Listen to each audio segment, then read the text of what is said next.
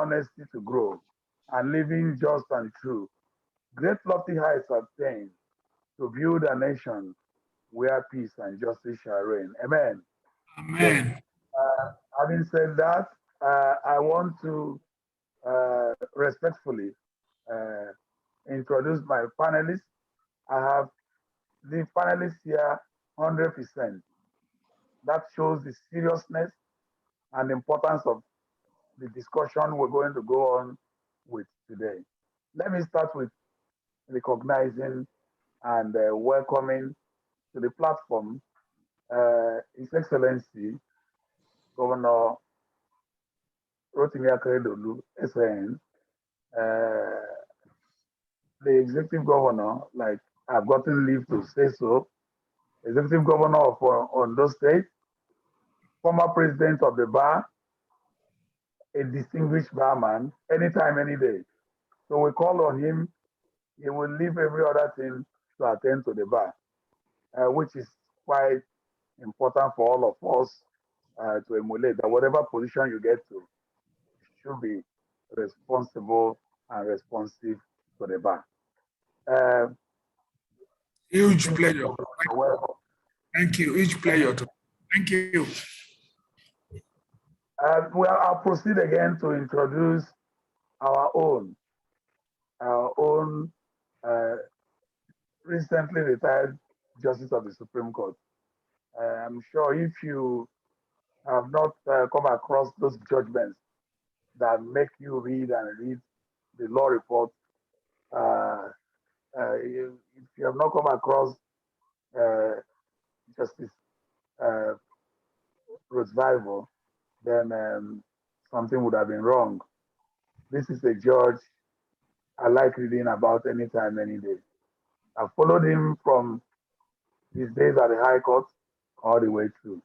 But today we have him, and he's going to weigh in heavily as our keynote speaker on this point, based on which we will take it to the different branches and departments. Please join me in welcoming Justice Spidel Roosevelt, retired Justice of the Supreme Court, to the platform. My Lord, you're welcome. Thank you very much. Thank you, sir. And I proceed, not actually in any particular order, but these are distinguished senior advocates of Nigeria who have made their marks in different ways. Household name, Mr. Joseph Daudu, SN, former president of the bar. I don't know what we will talk about in the legal profession in Nigeria without remembering JB Daudu. I prefer calling him JB Daudu.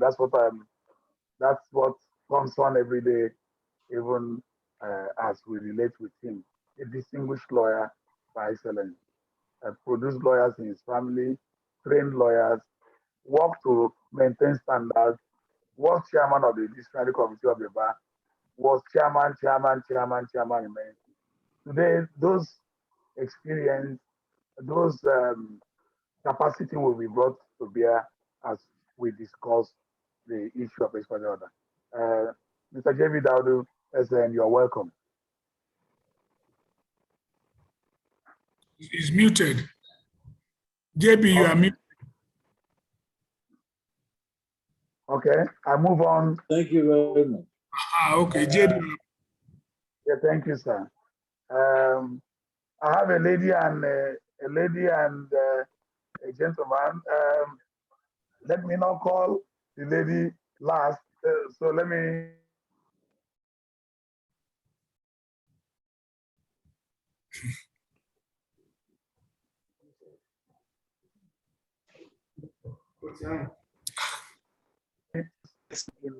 In a male-dominated profession, you will imagine what it takes to get there.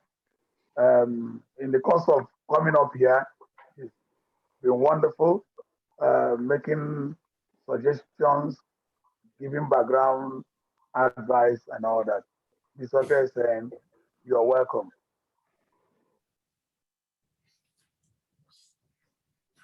And then we have the Prince Latif Fagbemi, all-round guru, But I don't know of any serious election petition in this country that is not there. So that all those experiences will come to bear. Having welcomed everyone, Thank you. just to say that I believe that well, distinguished members of the profession, and this will help our audience to understand this vexed issue of ex-parte orders and what they've done and what they are doing and what they will likely do to every one of us. I will, before we get there, yield the platform to the chairman of Spidel and then the president of the bar, Mr. Lumidapata, to make their brief interventions. Then we will look at the few ground rules and then we get to the serious business. Meanwhile, thank you, panelists, for being here. Meanwhile, thank you, Nigerians, for hooking up and for us to discuss this very important issue. So I will call on Mr. Mondo Nyekachi now to make his brief intervention. President and Chairman of SPIDA, Mr. Bani. The moderator, I want to thank you for the elaborate introductory remark, especially on issue of protocol. So you have actually established a proper protocol. So it will be repetition for me to go through all these best hands we have assembled for this particular webinar. But I want to say this, I want to welcome everyone to this first webinar by the section, by the Spidel, MBA Spidel. It is a very important webinar on a matter of very of public interest. As we are aware, the current resurgence of conflicting and contradictory ex-parte orders from across the country have created a disquiet in the system to the extent that concerns were expressed by both the leadership of the bar and the bench on how to tackle the ugly incidents. The Chief Justice of Nigeria, Honorable Justice Tanko Muhammad, did invite the chief judges of the various states where those bizarre orders emanated from, and has followed it up by issuance of queries to the judges concerned by the NJC as reported in the papers. The NBA on his own part, through the president, I think has set up a three-man panel to look into the issue of those abuse of court process by our colleagues. These measures so far are evidence of the fact that these happenings in our judicial sector is clearly not appropriate and palatable. More so when members of the public are raising alarm that the judiciary has become complicit with politicians to truncate our political system. Everyone should be worried by the allegation. And secondly, on the strong and indictive perception by the members of the public who ordinarily should have confidence on our judicial system. The section of Public Interest and Development Law have quickly organized this webinar on this very important issue and have assembled the best hands from both the bar and bench to critically examine the subject matter. I am sure that the legal profession will be the great beneficiary of what will actually emanate from this intellectual discourse. Without much ado, ladies and gentlemen, I welcome everyone to this important national discourse on administration of justice with regards to conflicting ex-parte orders from courts of coordinate jurisdiction. So once again, thank you and you are welcome. Thank you, MOU. That's brilliant. I will move on quickly and then invite the president of Nigerian Bar Association, an amiable gentleman, Mr. Olumide Akpata to... I think the moderator is muted. The moderator is muted. We are hearing the moderator. All right, so... not very clearly. Not very clearly. He has to be a bit louder. Yes.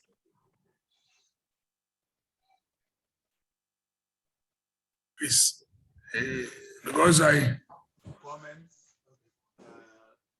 I know it might take time. Can you join But, me? so it's not easy for me to ask you to do it there. That's why I have to call it Olumide Akpata on a webinar. make his presentation. Try to just mute.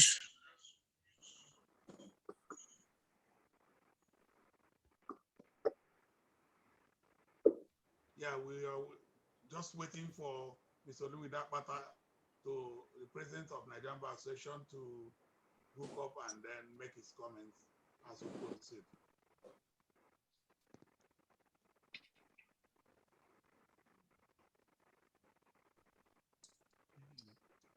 All right, while we wait for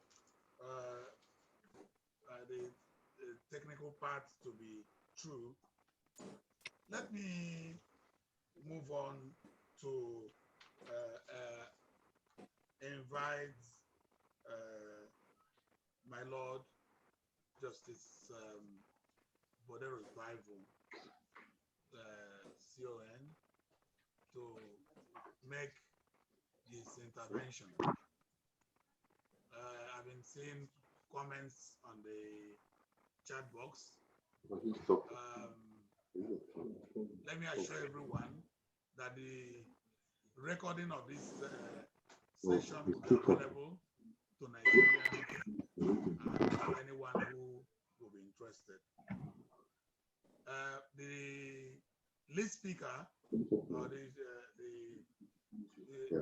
Justice Revival, will be speaking for 25 minutes, so that he can give us a thorough overview of what we're talking about, ex-parte orders, the judge's perspective. He was a practitioner too. He's also an experience, and his experience, even from the agency point of view, an overview, so that we are at home on the same page on this all-important topic.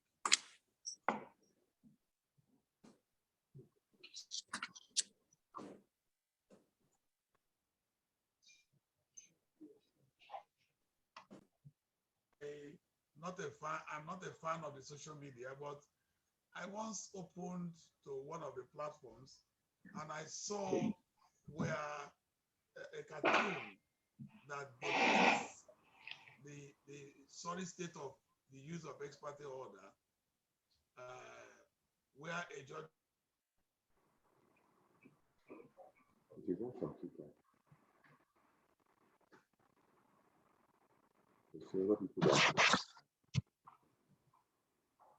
was saying years and leave.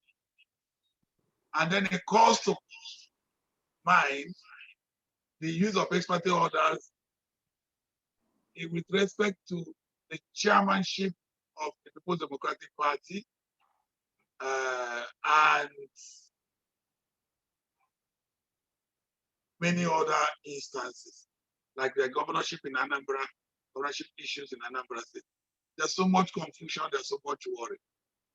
My Lord Justice Bodero's Bible, this is a field, a turf you are used to and you know too well. Please help us navigate through these murky waters. What are your thoughts? What are your perspectives about this vexed issue of ex-parte orders? Thank you, my Lord.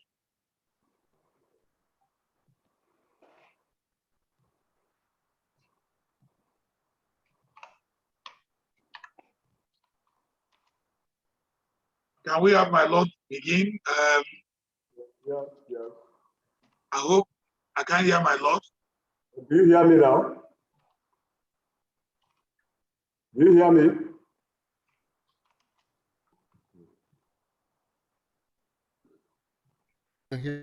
I can hear you, sir. My Lord, we can hear you.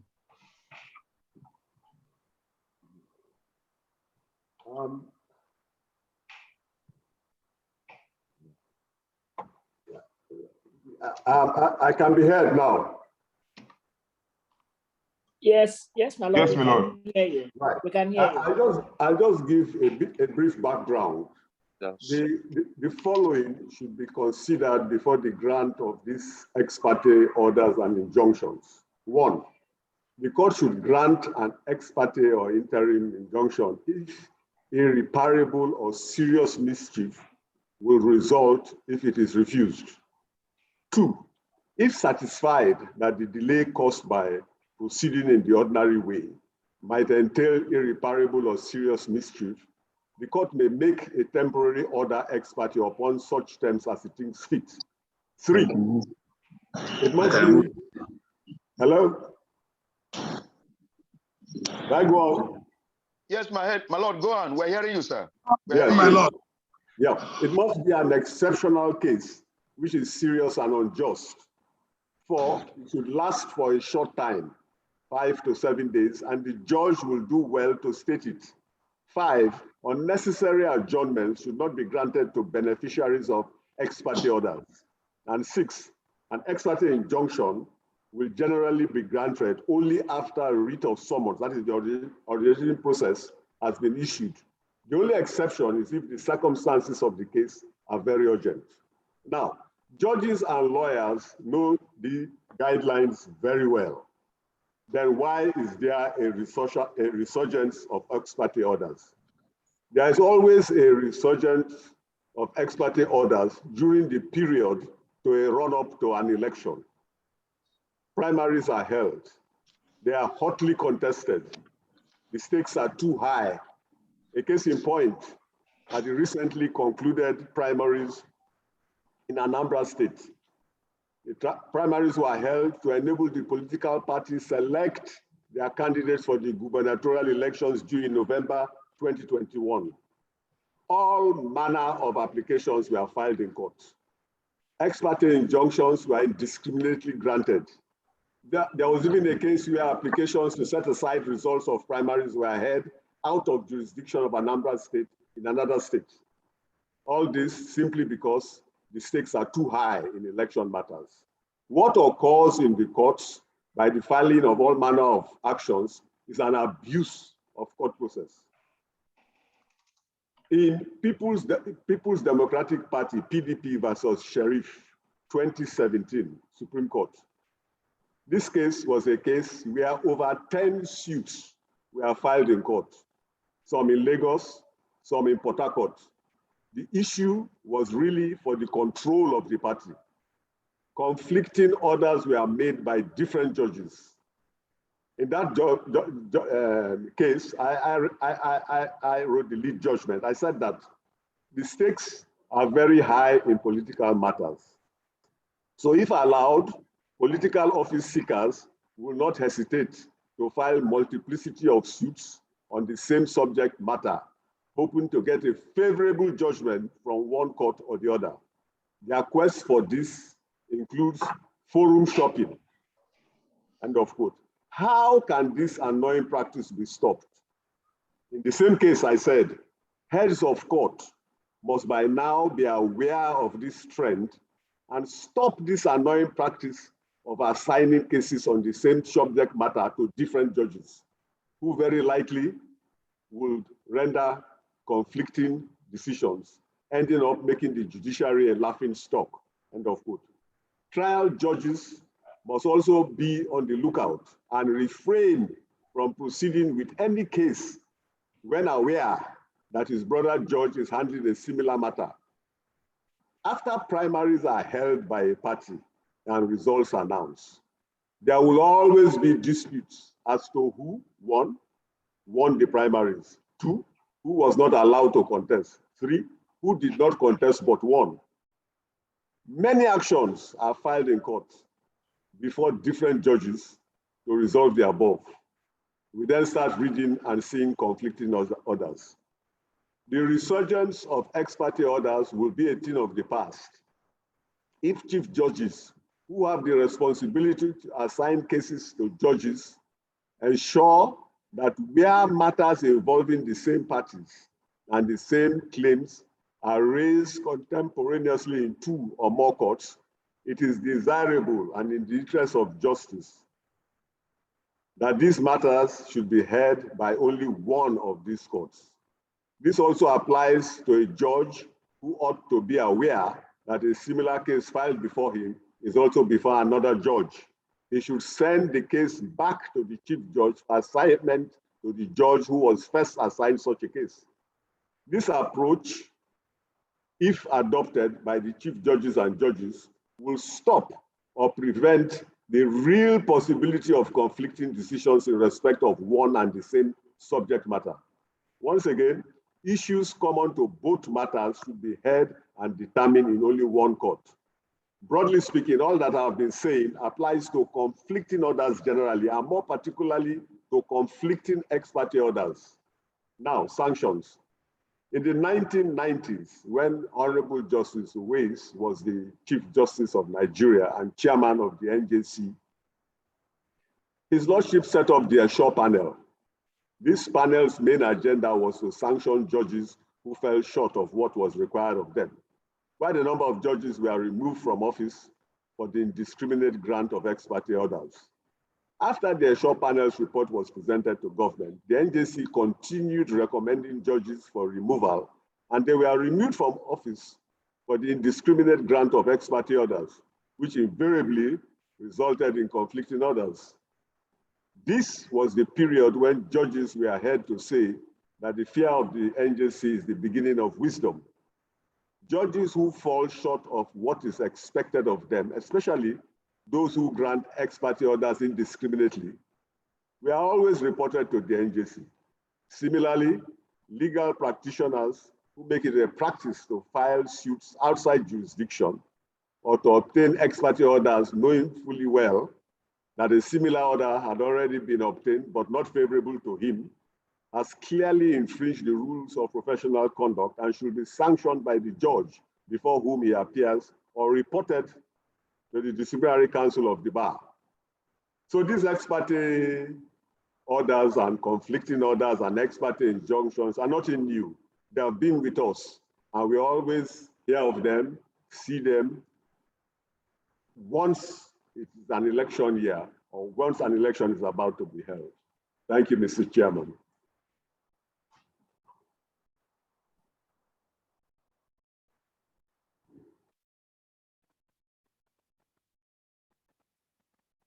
I hope you heard me. I don't know where the moderator is. We are not seeing him. Moderator, are you there? Paul Nanaba, Prof, are you there? The moderator has not gone anywhere, Mr. Bani.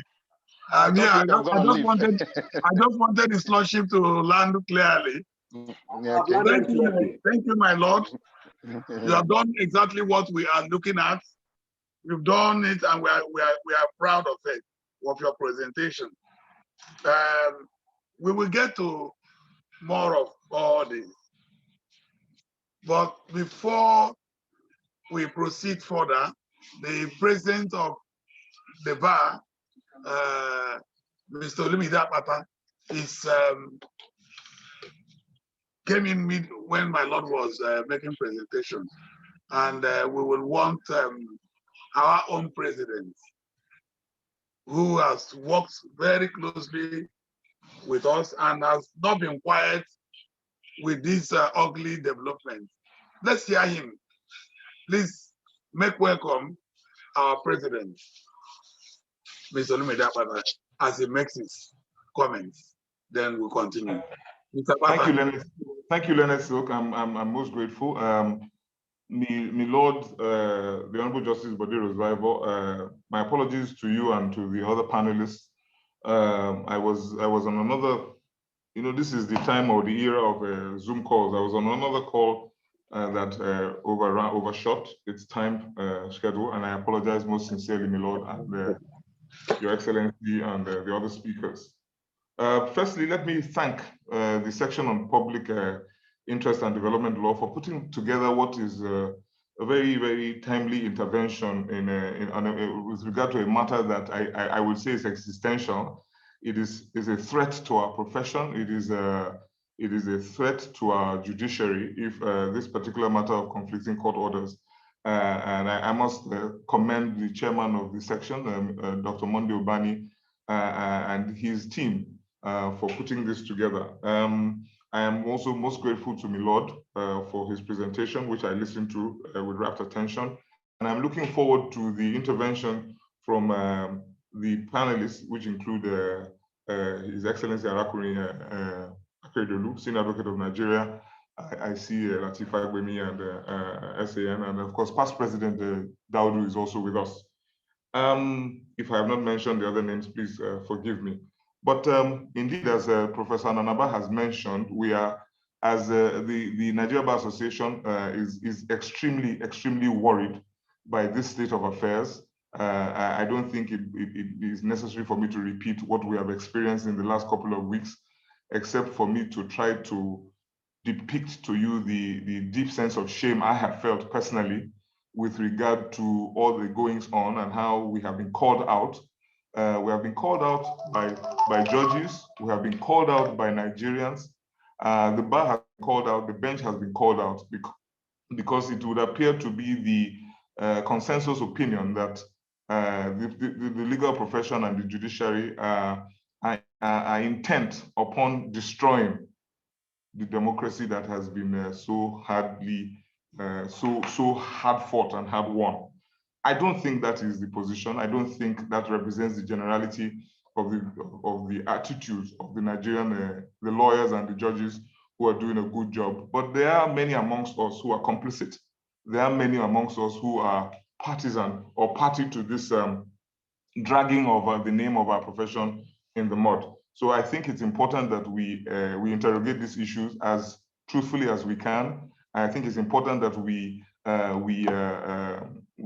cut to the chase and we actually identify the areas where we need to deal with this issue. Personally, I think it is the absence of sanctions that makes it possible for some of the players who are involved, the absence of sanctions or the belief that there are no sanctions in our system, which is why on the part of the NBA, we have set up a small committee to look into this matter, led by Dr. Ajibade SAN. And I must again reiterate that in the event that it is found that our members are indeed responsible for this show of shame, those members will definitely be made to face the music. And I am hopeful that the steps taken by Milord, the Chief Justice of Nigeria so far through the NJC would also yield results. Because it is my belief that if our members and if the judges also know that there are sanctions and there are consequences for actions, that they will indeed, they will sit up and do the right thing. Ladies, distinguished gentlemen, my lords, learned senior advocates, my past president, J.B. Daudu, Your Excellency, I would not want to stand in the way of what I think will be a very engaging conversation. But again, I just want to thank Spidel for putting this together. I will definitely be here to listen to the exchange and take on board whatever recommendations come out of this program. And you have my assurances that we shall implement with alacrity. Because like I said, it is an existential issue. Our profession is threatened, our judiciary is threatened by the acts of very few people, very few people. Thank you very much. Back to you, Professor Ananaba. Before Ananaba, thank you, Mr. President. I'm your past president too. Yes, Excellency, I'm better your past president. That's the problem with wearing too many hats, Your Excellency. You are wearing too many hats. I prefer past president, not His Excellency. I'm not His Excellency. Past President Arakuri, sir. You are most welcome, sir. I'm not His Excellency. Thank you. Thank you, sir. Thank you. Thank you. That's what the comradeship at the bar is. And I'm happy that our past president and governor has just shown that how we correct ourselves, in a friendly and loving manner. Thank you, Mr. President Olumide Akpata. Let me take it from there. There were two major points Mr. Akpata raised in this brief speech that I want to hook on to. He said, yes, the CJN is doing something. taking some steps and is in agreement with that. That's fine.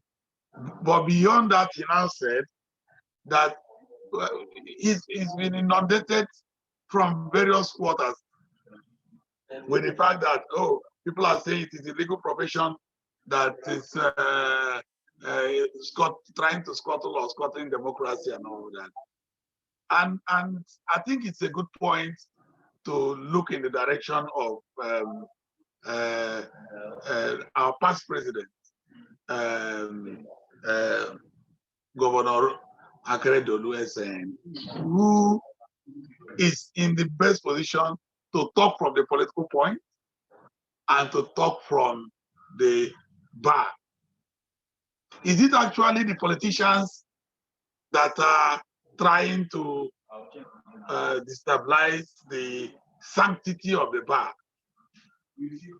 and trying to use that as an excuse to do their political destabilization of the democracy? Or is it the profession itself that is yielding to being a tool in this regard? So please, let me have the singular honor and privilege to call on our past president, distinguished past president, Governor Arakure Rotimi Akeredolu, to speak on this point. Thank you, Mr. Governor. Thank you so much. Thank you so much, Paul. My Lord, I must pay my respect to you. I hope you are enjoying your well-deserved retirement. I greet you and pay my respect to you. And Mr. President of the bar and my co-panelists, I pay my respect to all of you. I hope I'm being heard loud and clear. Well, now that Paul has started with me, I was looking at that. It was going to be JP Dowdy to start, but because I've strayed into this, they call it a profession, but this vocation of politics, I've strayed into it. I'm here just on a tour of duty. I'll be back with you, so there will be no reference to me as a politician very soon when I come back. But I'm here now. There's no way I can run away from it. I must say, for me as a person, I've always looked at this issue of Ex-Parte as whether you are a politician or you are not. A litigant has the right to bring up anything to any lawyer.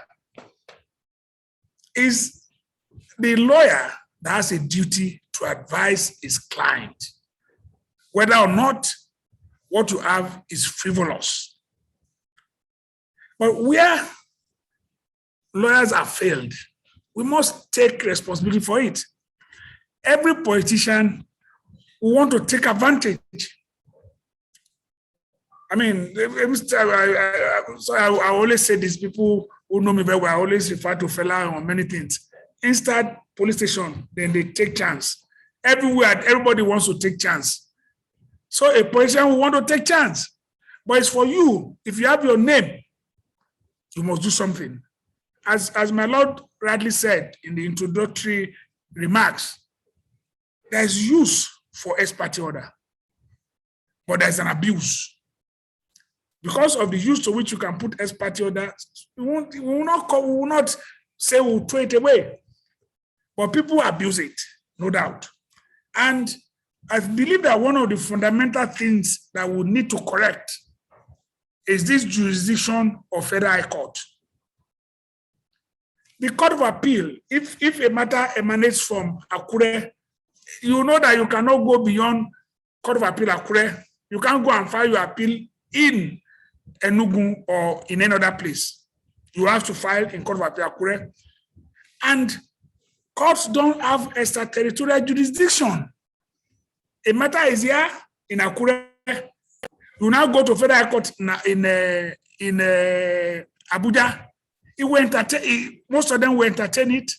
And the question is this: I believe the time has come for the Federal High Court to define its jurisdiction in a way in which you don't go beyond where you are located. Because they had come up in some years back to say, as a federal court, it's the adjudication is federal, the whole country. So you have matters in Akure, they will go to Abuja. You have matters here, people want to go to Maiduguri because they say it's federal court. No, federal court decision should be defined. That's one point I want us, it must be defined to say that if you are situated in Akure, you are the only one that has decision on matters coming from Akure. It cannot go to Abuja. This is one of the problems we are having. So people take advantage of this because the federal court says that, oh, the decision is federal. How? How can the decision be federal? So they go to Abuja, 5 matters that is in Akure. So, but for me, as I said, politicians want to take chance. We, as lawyers, have a duty. The court has a duty. A judge has a duty.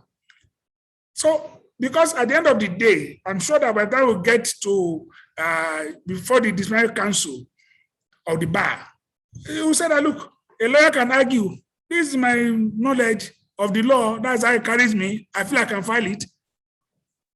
So you file actions, you lose. So if you file for Ex-Parte application, that's how far it carries you, that's your knowledge. It is judiciary that must now be better equipped to let the lawyer know that what he's doing is wrong, and by that, by extension, his application or his action file is struck out. You can do that to a lawyer once or twice. I remember a judge in Ibadan has an approach. You bring all this frivolous application, he looks at you argue, you say, look, after we have argued, he will not only address you, he will say to your client, look, you don't have a lawyer yet. I'm dismissing your case. You are going to look for a lawyer. He will dismiss it because it's a frivolous thing. It will hit the lawyer immediately. That means if you are not careful, before you find another client, you take time. He's told you to your face and to your face that, look, you are not a good lawyer. So I don't see any reason why judges must not come up now in matters of this nature and put their feet. They are in control of their court totally, as we all say in law. They are the master of that court. Anybody can bring useless application, it's for you to strike it out. But if like my Lord said, somebody comes with another, brings a prayer before a court, he loses and now goes to another court. That can be said, that is an abuse. And in that instance, then the lawyer can be reported or file an action against him before the disciplinary council. He can be disciplined.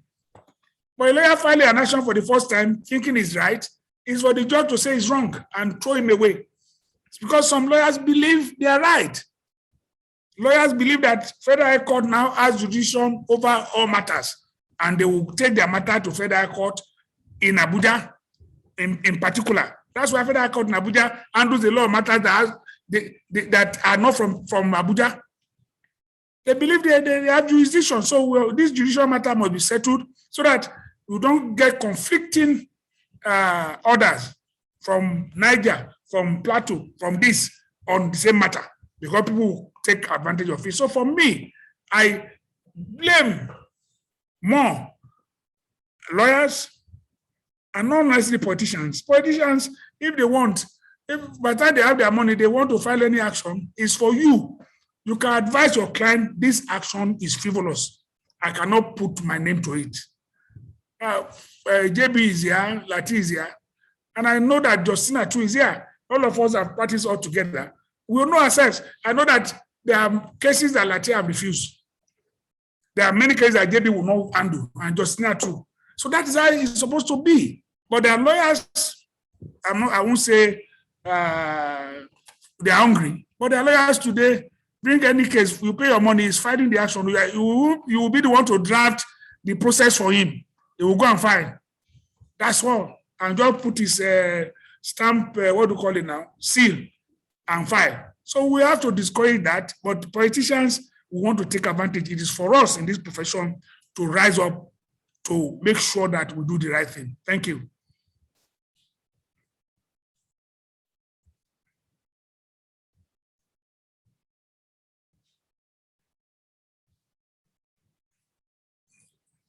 We're not hearing you, Ananabao. Thank you, Your Excellency.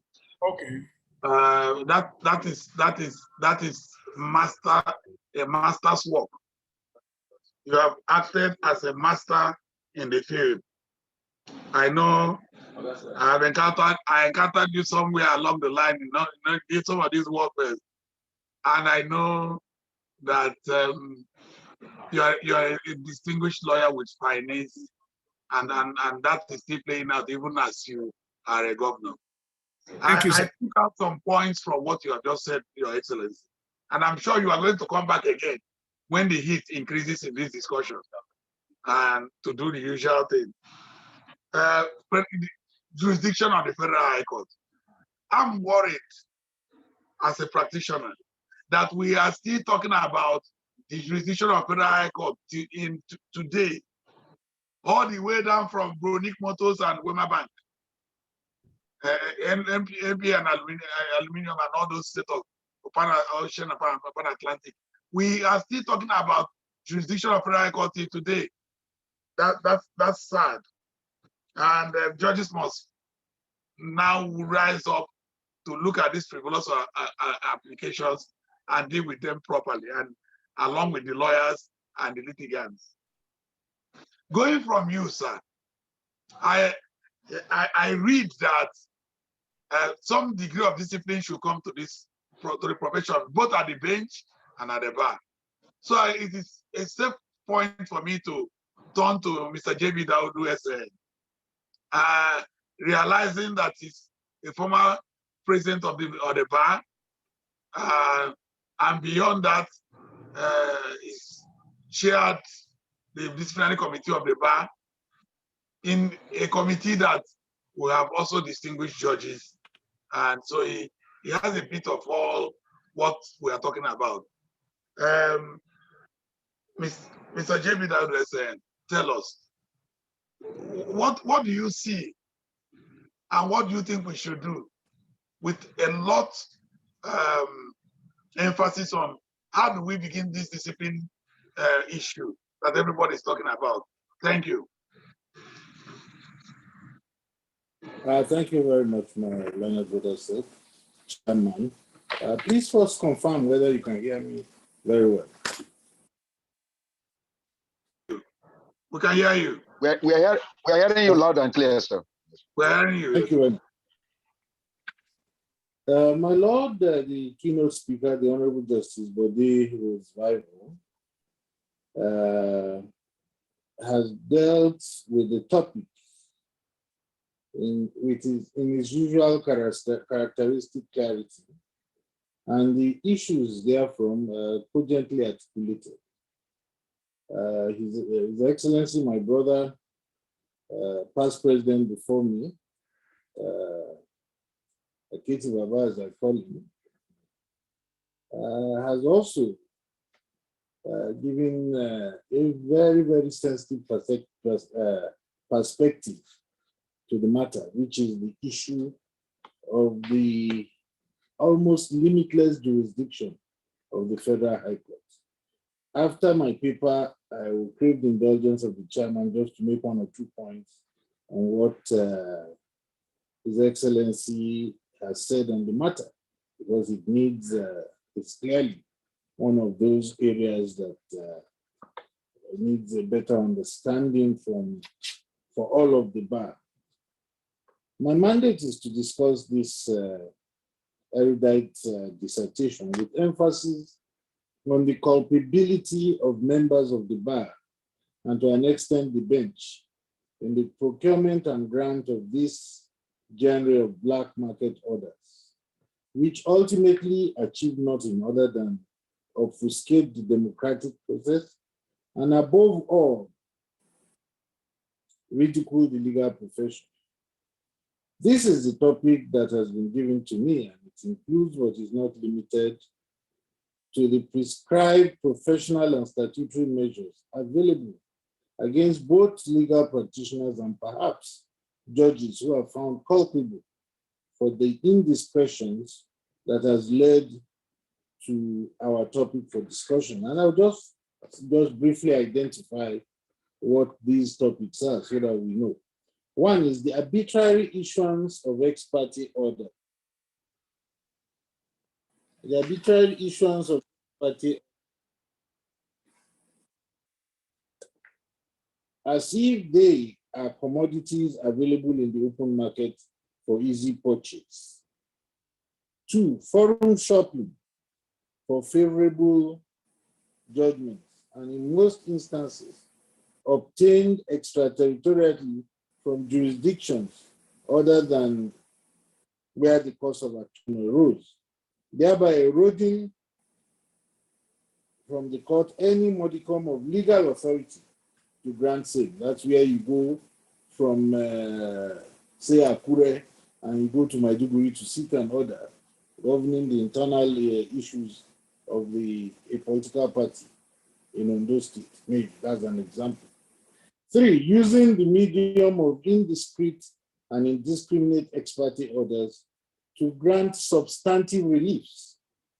That is, you challenge the seat of the office of the chairman of a party, and by way of ex-parte order, you secure a declaration that his continued stay as chairman is null and void, which in our profession is anathema, because you still have the substantive suit to deal with. The scope of this discourse includes not only in drawing attention to the deleterious effects of these identified vices attributable to the beneficiaries, A, the political class, B, the procurers, who are members of the bar, that is legal practitioners, and C, the facilitators, who are the judicial officers that grant the orders, high court judges, or those who uphold and approve at senior appellate levels, that is the Court of Appeal and Supreme Court, of the grant of these orders. Because of the rampancy of these acts of misconduct and the brazenness attached to the execution, it is imperative that very clear language is employed to condemn this grave transgression of all that the law and justice hold dear and precious. In addition, very stringent punishments of a deterrent nature ought to be agreed upon and scrupulously applied by the gatekeepers of the two branches of the profession, that is to wit, the National Judicial Council for the judges and the Legal Practitioners Disciplinary Committee for legal practitioners without exception.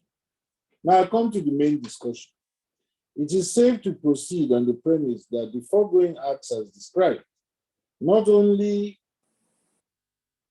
pollute the justice and judicial system, that is the streams of justice, but are a danger to our democracy. Time will not allow us to thoroughly examine the negative implications of these vices, but it is undeniable that they cause incalculable harm to our democratic and judicial institutions. The best way of appreciating the conundrum or the dilemma these acts of misconduct places or puts counsel, court, and the public in is to approach them from the legal axiom. I've just picked an axiom and a maxim that the lawyer is a minister or co-minister in the temple of justice. Now, what is the temple of justice? The basic understanding of the axiom, temple of justice, is that the hallowed sanctuary from which justice is dispensed, for which justice is dispensed. Who are the beneficiaries of justice in this regard? These are the people and governments of the Federal Republic of Nigeria and all who benefit from the legal system. This is because justice is a priceless and indeed holy commodity created by God Almighty for order and harmony to exist between human beings and the rest of the world.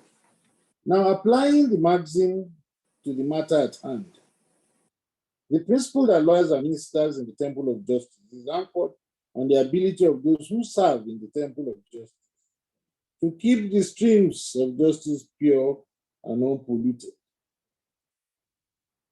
The effect of this phrase is that both lawyers and judges are co-ministers in the temple of justice. Therefore, none of them can or ought to exhibit bad behavior. Where a legal practitioner knowingly advises his client to seek ex parte order when he knows that the circumstances do not envisage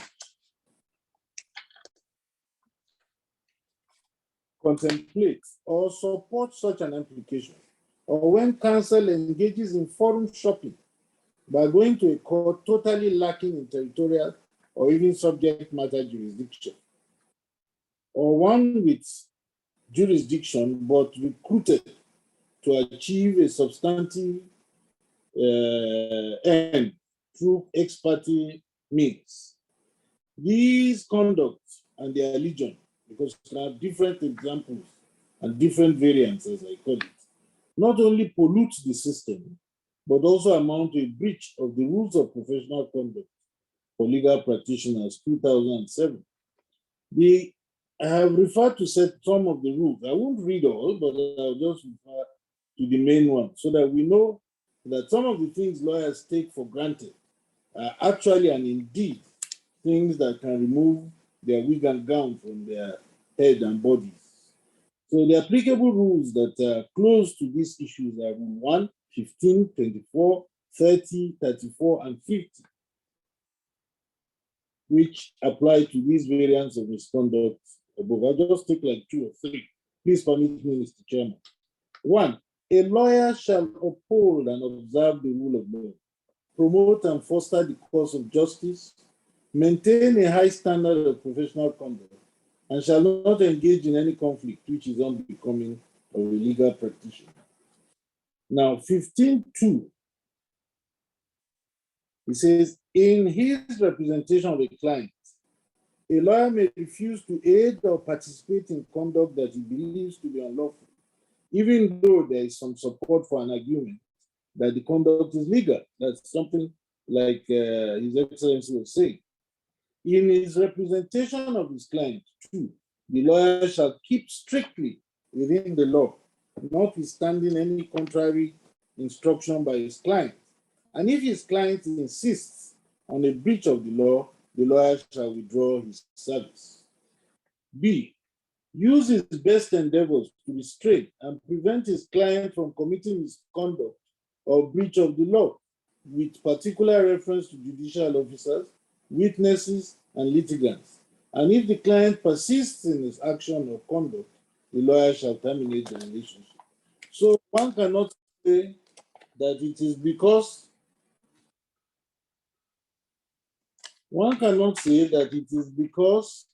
it is carte blanche rule, you must bound to accept a brief. No, you are not.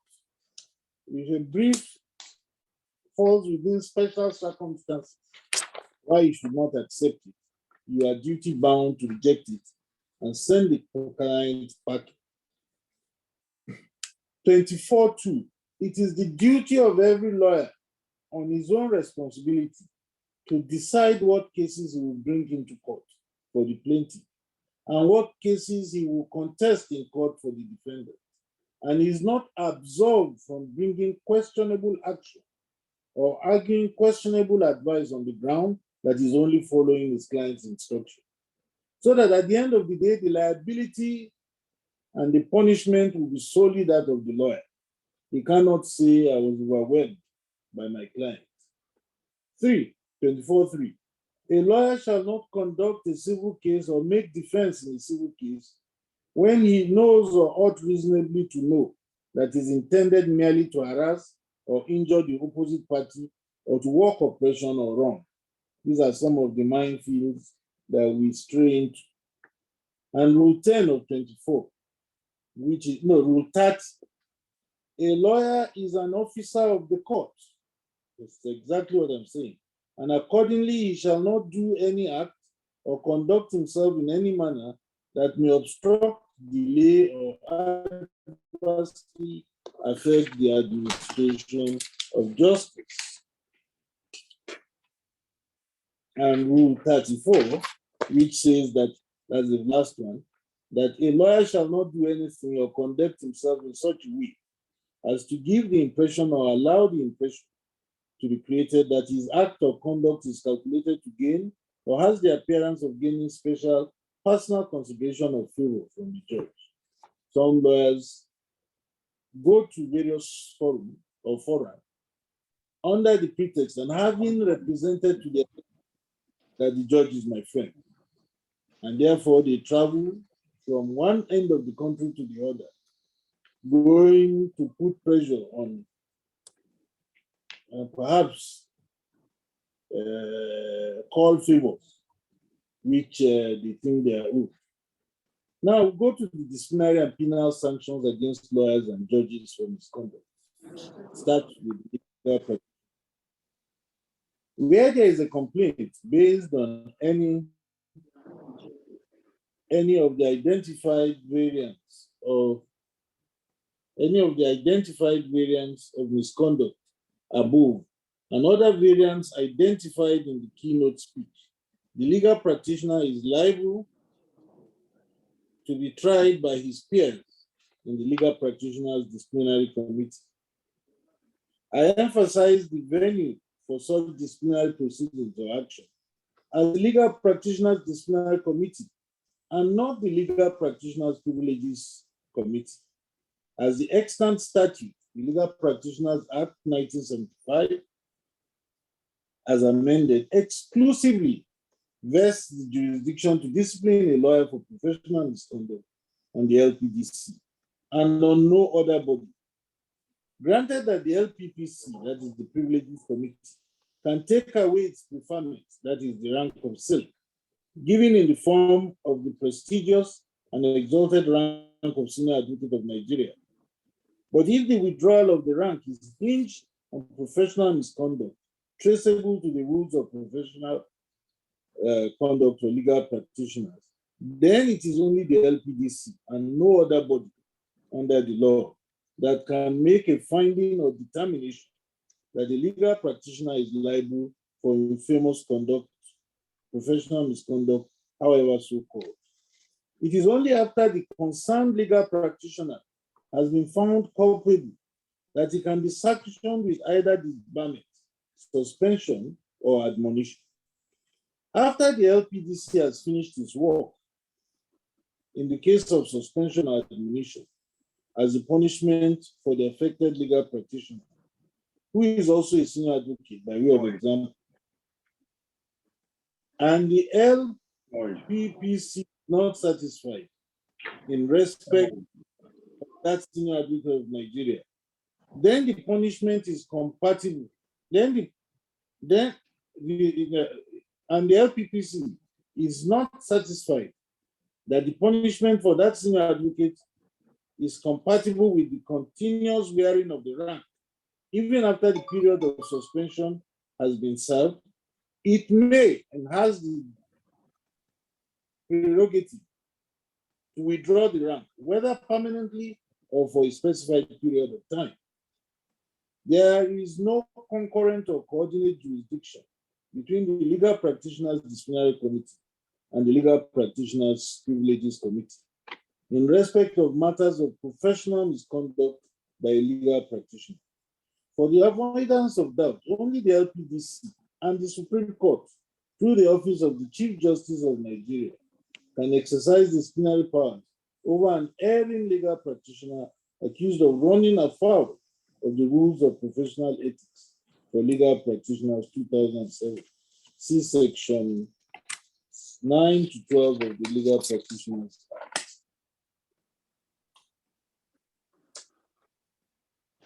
Now, there are so many variants of conduct by legal practitioners which, like my Lord put, amounts to abuse of process.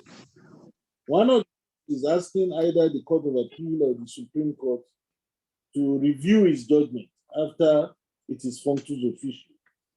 There are so many others, but I think others will deal with that when they present their paper. Now, as it relates to the judicial officer, on the part of the judge, the National Judicial Council is by the 1999 Constitution, as amended, empowered to investigate and punish him accordingly, in accordance with the provisions of the NGC regulations in force at the given time. It is the gravity of the misconduct or its frequency or its rampancy that will determine which sanction will be passed, either outright dismissal, removal from office, suspension, or even a warning. In the event that the misconduct involves allegations of bribery, the participants may also be subjected to criminal prosecution and punishment in a court of law. Also, a judge before whom a frivolous application is brought has the powers to cite counsel who filed such an action or application for professional misconduct. Thankfully, the bottleneck of subjecting petitions of misconduct against lawyers to the internal investigation process has been removed by the LPDC, new LPDC rules. So it moves faster now, and litigants really have no excuse to complain that some of their complaints are being filtered in the NBA when that is not the case. Therefore, any person who is aggrieved by any misconduct of counsel can directly file an application before the LPDC for prompt and immediate determination. Another aspect of misconduct which requires further elucidation is on the question of what happens to the politician who is the catalyst of misconduct. Nobody has spoken about how he is punished. We know how the lawyer can be punished, how the judge can be sanctioned, but what of the politician?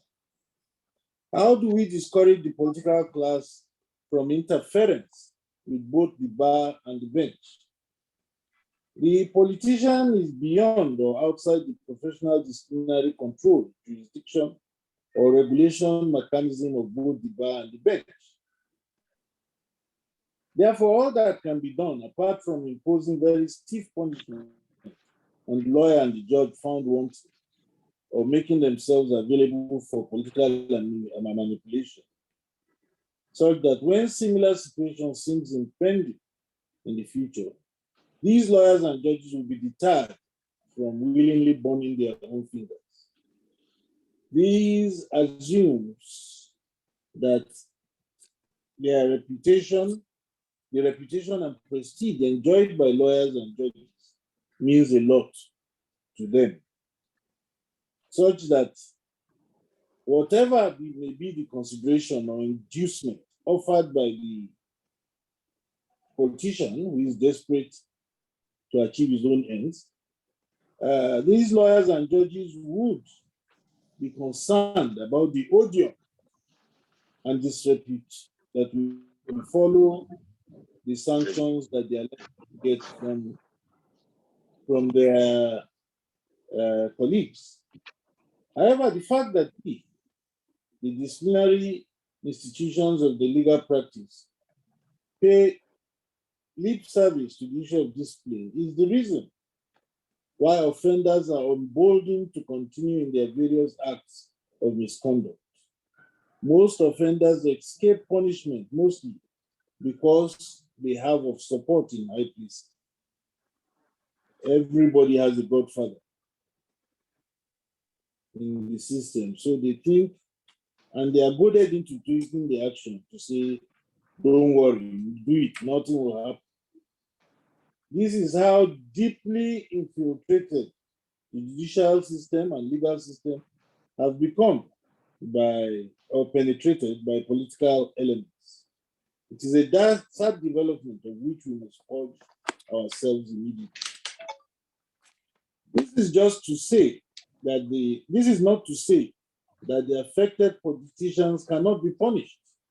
They may be indemnified in punitive costs by appellate courts who are usually called upon and who swiftly reverse the injustice arising from the unlawfully or mischievously obtained ex-parte order. Therefore, costs can be used as a vehicle to dissuade the desperate politician from going about seeking order. But I know at times money is not the objective, is not a problem when they get to that level. And where another means of putting some sanction on the politician party to the proceedings is that if that political office holder is a member of the executive or the legislature, he may be taken before the Code of Conduct Tribunal for perversion of the course of justice or any other appropriate offense in the circumstance. So for that, you look at the court schedule of the Constitution that deals with offenses that can be taken against the legislators or the members of the executive who are political office holders. Another factor which encourages this kind of professional and judicial misconduct from the bar and lower superior courts is, I say it with respect, the mixed signals received from the appellate courts in similar circumstances. Examples abound, but I'll just give like one or two. Let us take a look at the recent development in pre-election cases where legal practitioners approach ruling judges outside territorial jurisdiction of the course of action to obtain or procure ex-parte orders, some call it black market orders, which in most cases resolve substantive disputes in the absence of the defendants. This type of misconduct and the participants have been roundly condemned by all stakeholders, including the Honorable Chief Justice of Nigeria. One would have thought that now that such an issue is on the front burner, all lawyers and courts will avoid similar situations or actions. However, recently, in another development, appeal emanating from the decision of the Federal High Court sitting in Port Harcourt found its way directly from Port Harcourt to Abuja, division of the Court of Appeal, notwithstanding the fact that there is a division of the Court of Appeal in Port Harcourt. Now, if a High Court hears a matter, delivers judgment, the law is that save in exceptional cases wherein reasons must be given, only the appellate division which oversees the jurisdiction of that High Court should hear the appeal. If not, why do we have 16 divisions of the Court of Appeal when every sensitive case finds its way to Abuja? The act of transporting appeals across Nigeria to Abuja is tantamount, in my humble view, to foreign shopping and amounts to an assault on the confidence reposed on the judiciary. This may be unwitting or it may be a product of convenience, but it is better to go through the difficulty of moving to the jurisdiction than to move the case to Abuja.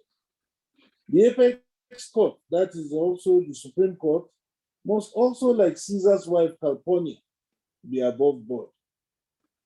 We may think these problems are limited to lower superior courts, but at times, superior appellate courts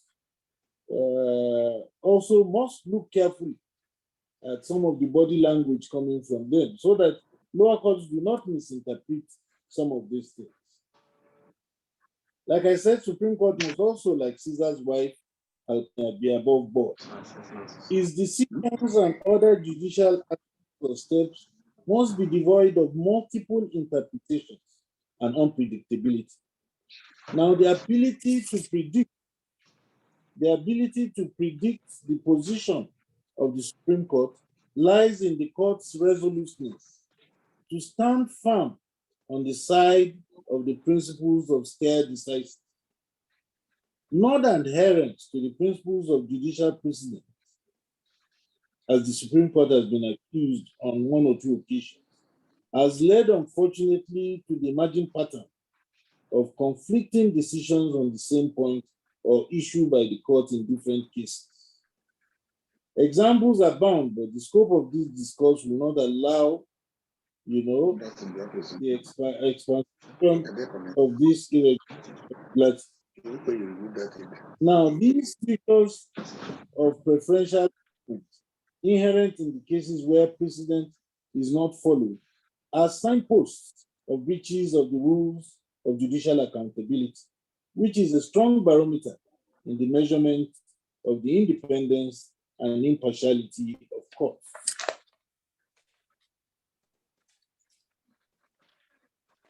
So before concluding, I will just advert to the reference by His Excellency Rakumi Aketi Baba on the jurisdiction of the Federal High Court. He says that it should be defined. I agree. It is defined, but new jurisdictions vested on the Federal High Court now give room to forum shoppers.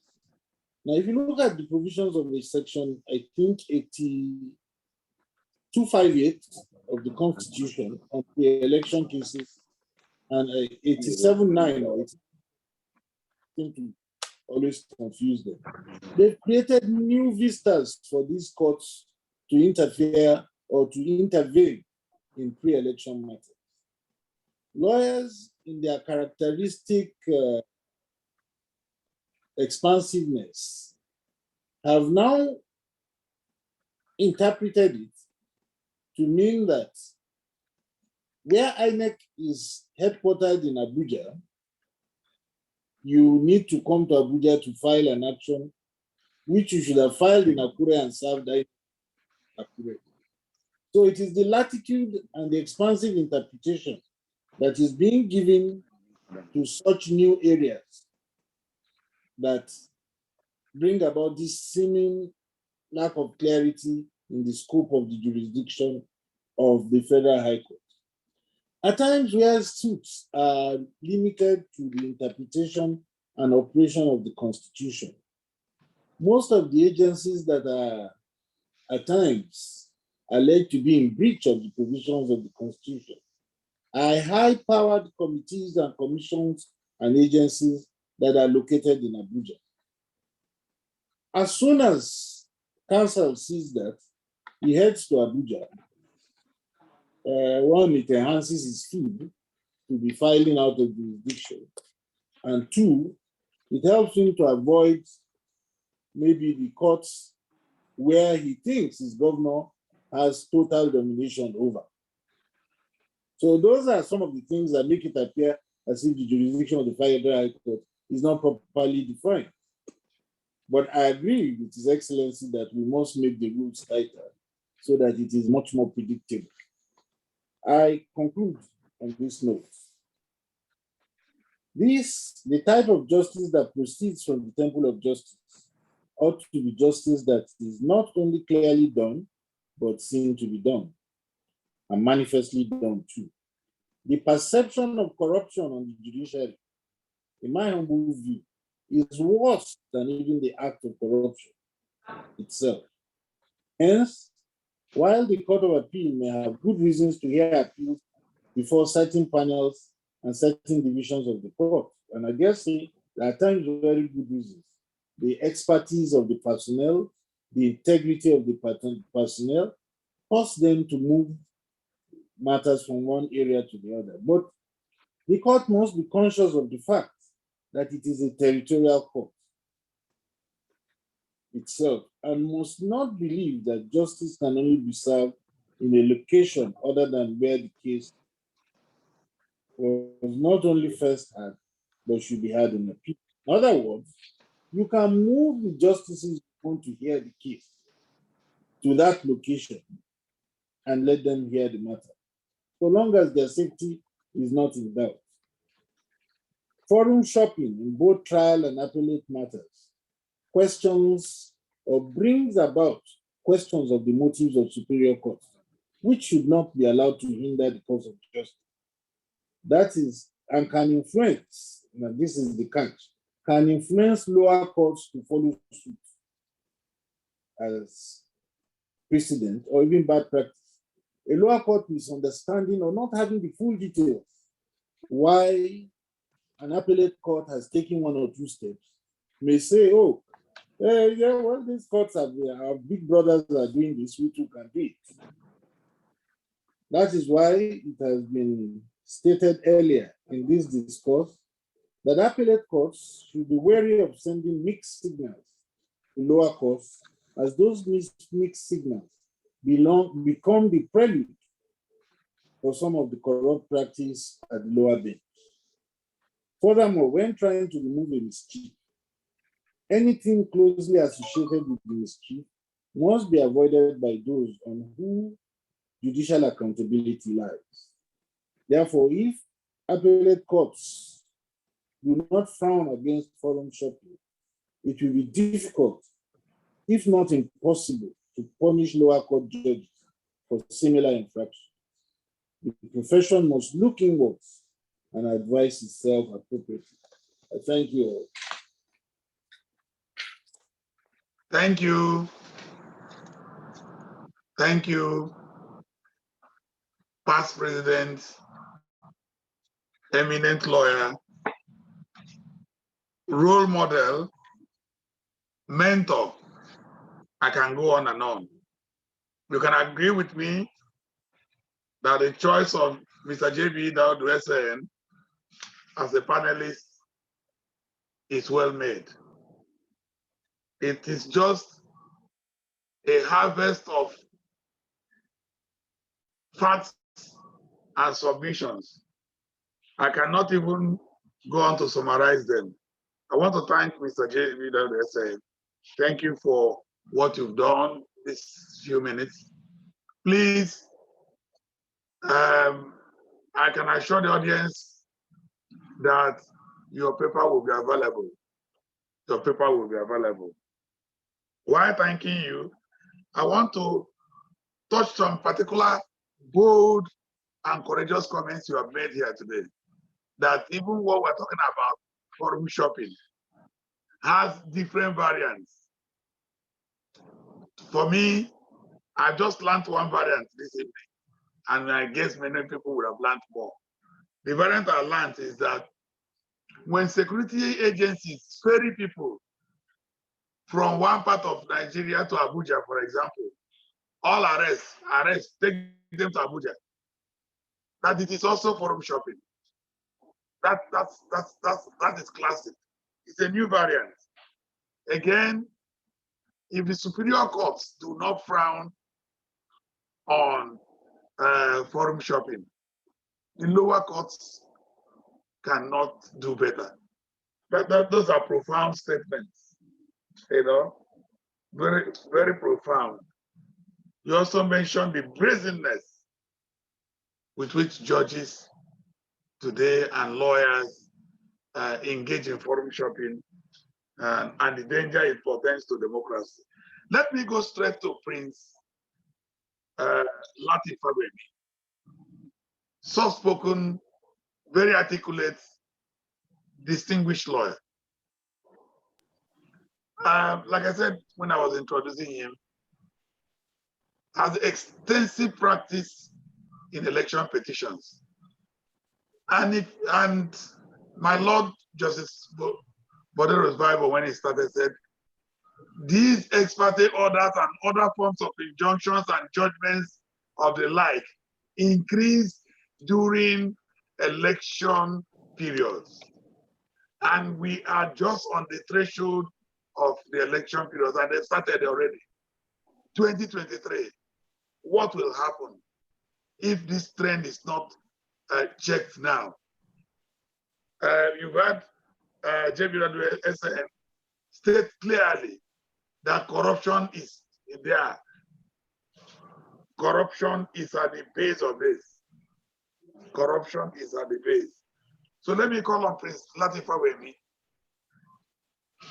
How do we checkmate this? Even as election petitions will come, even as election, pre-election matters will come, how do we checkmate this flying of orders, injunctions, and all the rest?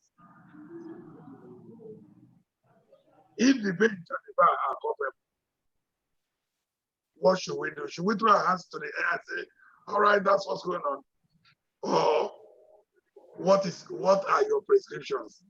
Please welcome Prince Latif Fawemi. Thank you, sir. Well, thank you very much, the organizers, my noble lord, very distinguished senior advocates, and my colleagues listening to us, the audience. I feel greatly privileged to be called upon to come and, be involved in this interactive session. You see, it's like a small child. We all know what is right or what is good. When a small child does anything wrong and you approach, you see the child running away. If there is any issue on which there is total unanimity amongst us, it's about this issue of ex-parte. Forget about conflicting. It starts from somewhere. And as a prelude, let me say that in both England, in the United States and in the UK, two professions that are difficult to get into, but very easy to get out, are law and medicine, medical profession. Very difficult to enter, but very easy to be thrown out. That is because not only are these professions regulated, and I want to say that ours is also regulated. It is better to have good laws, bad laws administered by good men than to have good law administered by bad men. Let's identify the stakeholders. Who are the stakeholders here? The litigant, the lawyers, the judiciary. And when I say the judiciary, let me break it into even the chief judge and the judges. Some cases are, like I said, forget about whether ex-parte are conflicting. Should you approach the court for ex-parte at all in election matter? Looking at the electoral law, the only situation where you can approach the court for an ex-parte order is when you want to serve by substituted means. And that is understandable. Otherwise, I cannot perceive, I'm prepared to confess my ignorance, that I do not see any other situation that will warrant you're asking for ex-parte order. But let me concede for purposes of argument that, you can approach the court for ex-parte. You know, the exhortation in the law report and what we have in the statute, they are so clear that some areas are no-go areas, especially in election matters, whether election or pre-election. In matters, for example, in matters of membership of a political party, you cannot approach the court ex-parte, because the court has no jurisdiction. It has been said several times. The issue of locus is also there. Apart from this, we also have the subject matter, this is part of it, the subject matter when it comes to membership of a political party. Then where do you go? This has been flogged. A matter meant for Ibadan, for example, you take it to Abuja. Even where you have authorities to the effect that it can be taken, I think the chief judge also has, the chief judge has the power to say, well, I have looked at it for convenience sake. This is where I think the matter should go. Unless in very extreme cases, there will be no reason for those cases to travel offshore. What I mean by offshore is travel from the base, the place where this issue have arisen. Apart from the issue of territorial jurisdiction, You know, a chief judge, before, I don't know the practice at the Federal High Court, or not only Federal High Court, other courts, how cases are assigned. But I would think or expect that before a judge is assigned a particular case, well, the chief judge will know the capability, the strength of his judges. I think this is where we have to be a bit more careful in assigning cases, even though the chief judge cannot on his own say, okay, I'm not going to assign this because it deals with ex-parte order. Like I said, the law reports are replete with when to do and when not to ask for any ex-parte order of injunction. What are the sanctions? Before discussing the issue of sanction, let me say that, you know, there used to be somebody called Adram 40. Adram 40, we all know, was an election, an analyst when it comes to examining electoral documents. I understand I wasn't there.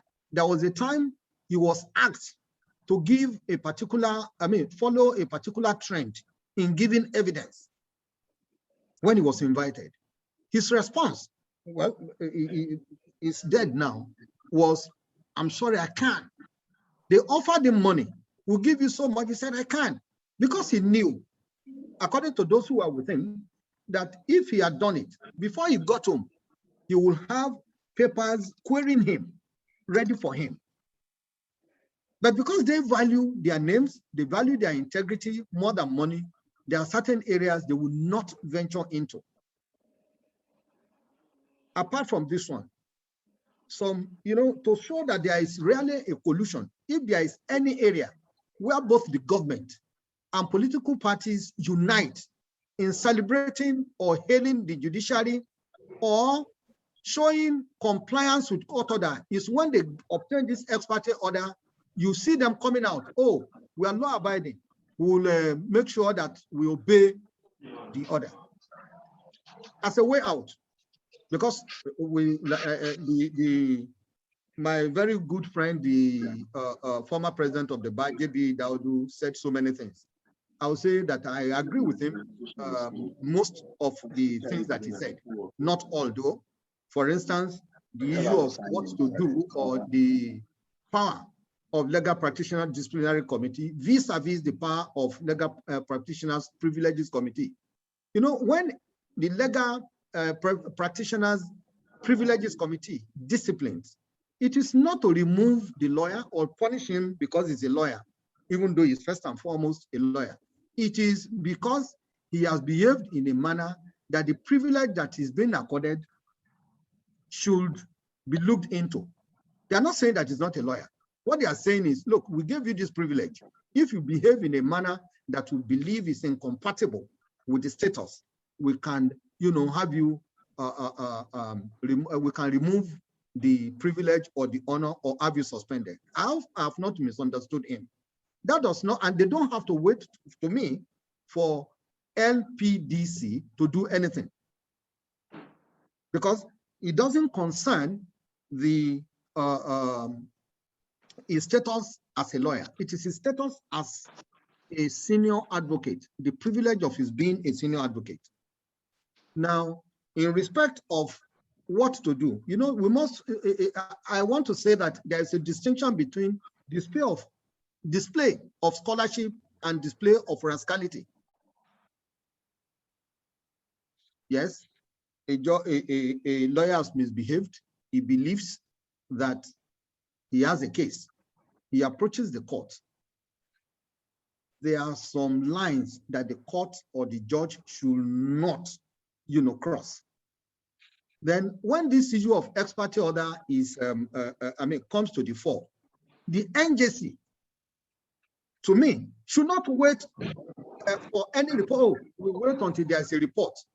Some situations are so very, you know, they are so serious that I believe, like the one that the Honorable the Chief CJN has done here, they are so, you know, horrible that I think that the NJC should not wait for anybody to complain.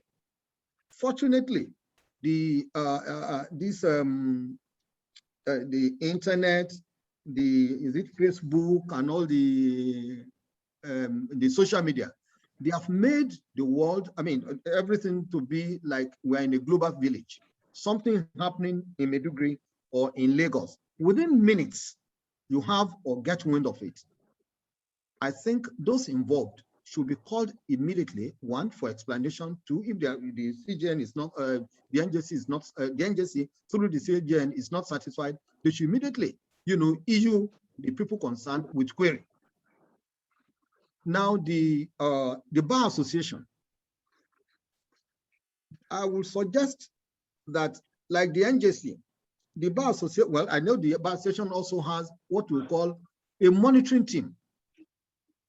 The monitoring team will not be, the duty will not be to witch hunt anybody, but where there is a serious issue that will call for, will excite the bar positively or negatively, they should be able to take it on and call upon the concerned lawyer.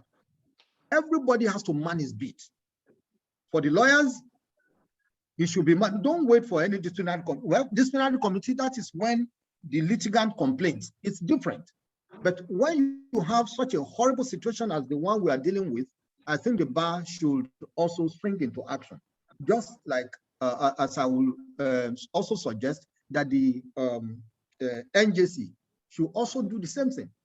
But by and large, you see, all these products, all these matters, from the point of view of both the lawyer and, I mean, from the angle of the lawyer and also the judges, put together, the consequence, or let me say, the effect of a fundamental cause. And you cannot deal with the effect in order to cure the cause. We have to look at the way we get people into the profession. You look at the way you appoint people into the onto the bench. I have appeared before a judge in on a matter dealing with garnishee. We know that the only way that by which you can kickstart a garnishee proceeding is via Ex-Parte. That is allowed. Those are statutory exceptions. The judge insisted that I could not come by way of Ex-Parte. But because there were law school students, I didn't want to, after talking, got angry, but still, I had to keep my anger. Minutes after, there was an Ex-Parte order, I mean, Ex-Parte motion of injunction, which the court, I mean, the judge granted.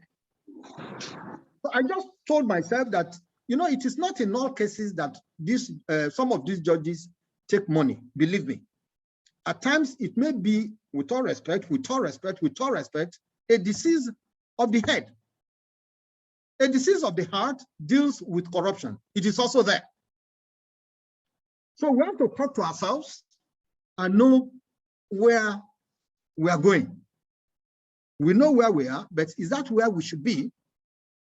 We have to review this issue of appointment. No matter the factors or yes, that you put on, we have to be true. I mean, be honest with ourselves. The issue of nepotism and allied vices will have to be shown. When a judge gives an order, I repeat, it is not in all cases that money, I mean, corruption is involved. It may be as a result of the limit of his own knowledge. So coming to how to confront the menace, we all know it, but are we ready to do it? The disciplinary committee of the bar, and it is heartwarming to hear the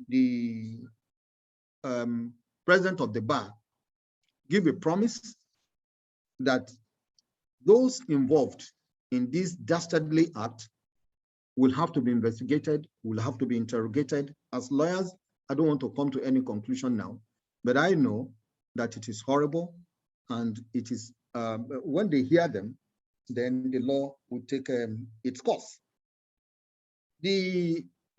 Another thing is, usually when you approach the court, you say you give an undertaking in damages.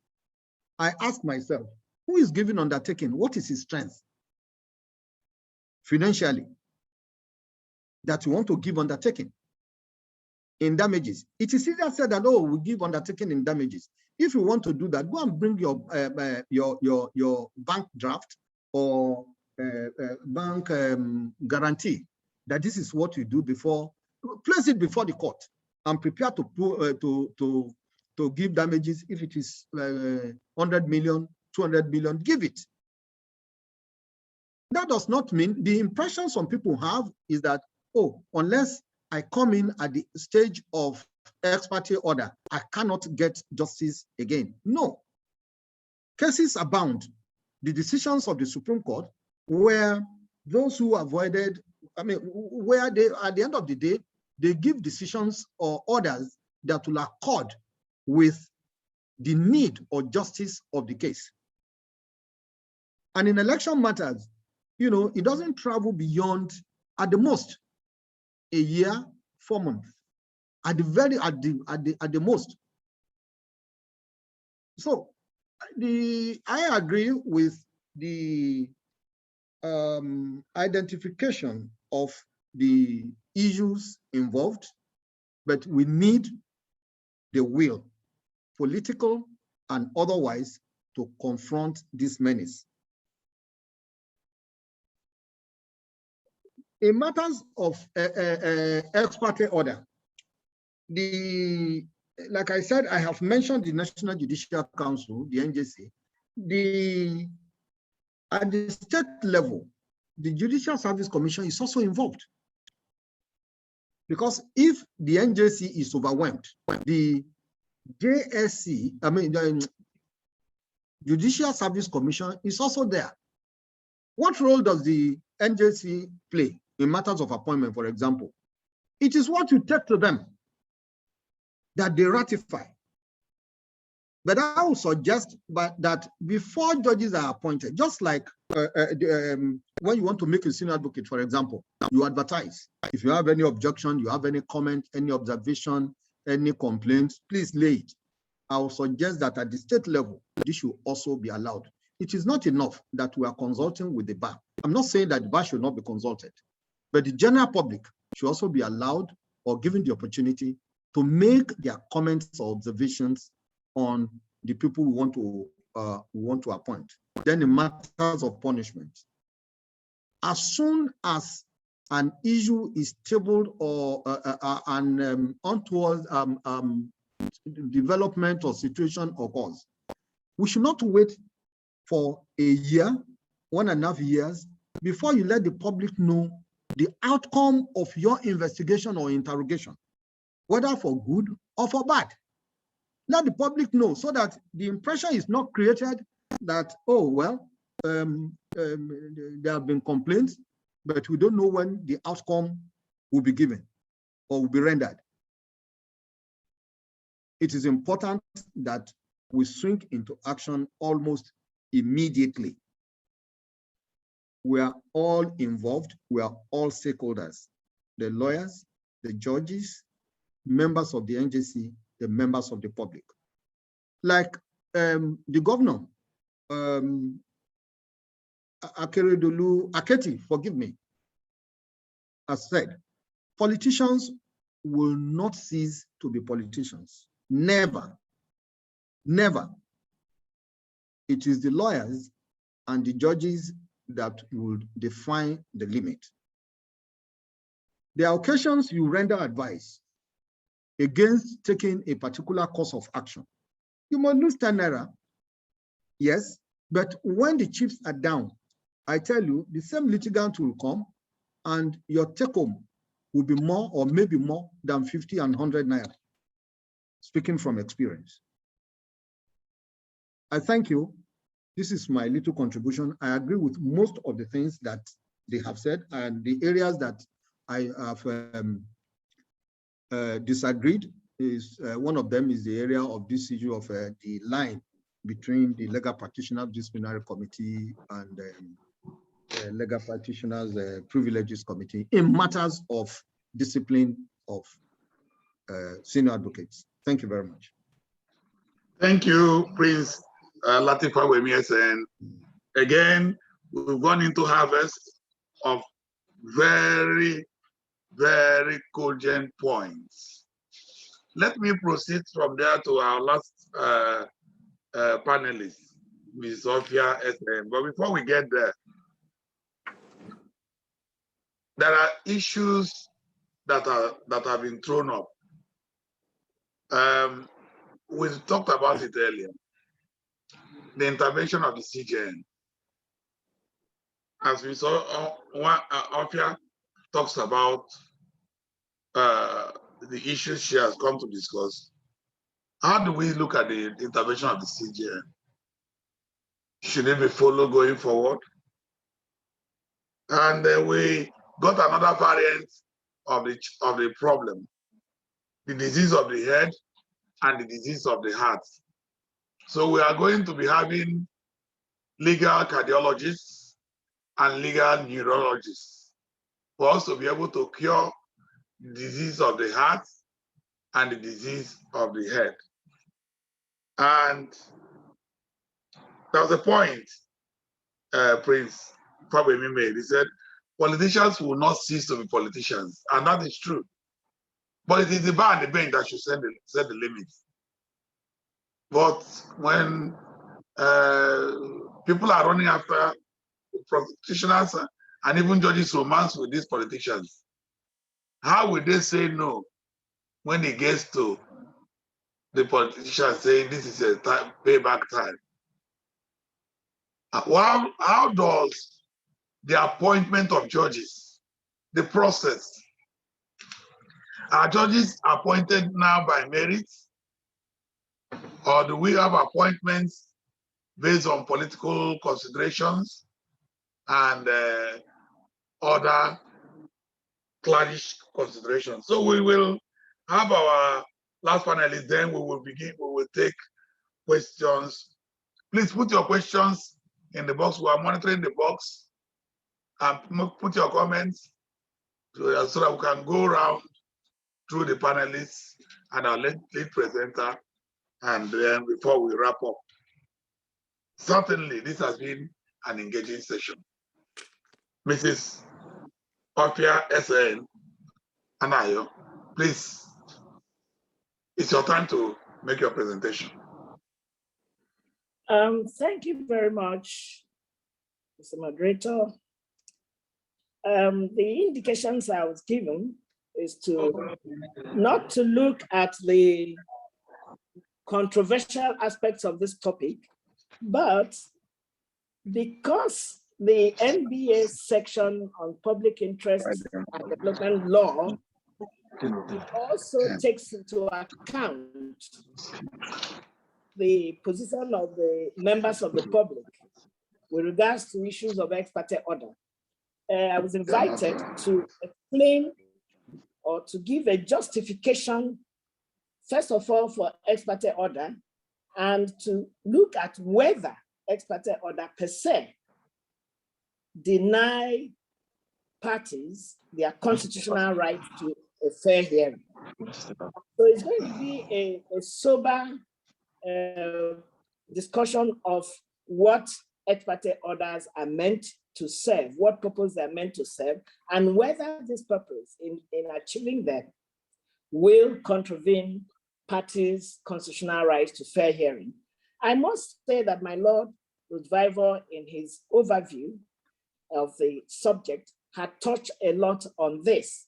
But I will start by saying that, of course, our Constitution provides for fair hearing, and that nobody can have his civil rights decided upon without being given a right to be heard. I'm not preaching this to lawyers because we lawyers, we know it, but for the interest of the members of the public, there is that provision in the Constitution. And a layman in the street who looks at ex parte order simply as a process of taking a decision against him behind his back will ask, why then would a court make an ex parte order on an issue? What is the power that a court has to make ex parte orders?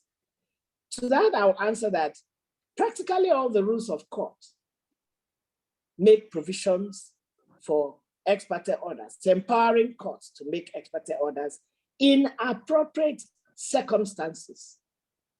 In appropriate circumstances. And for the interest of the public, which the NBA section on public interest law wants to cover in this discussion, I would want to also look at these circumstances in some details. Some parts of it have been mentioned by other panelists.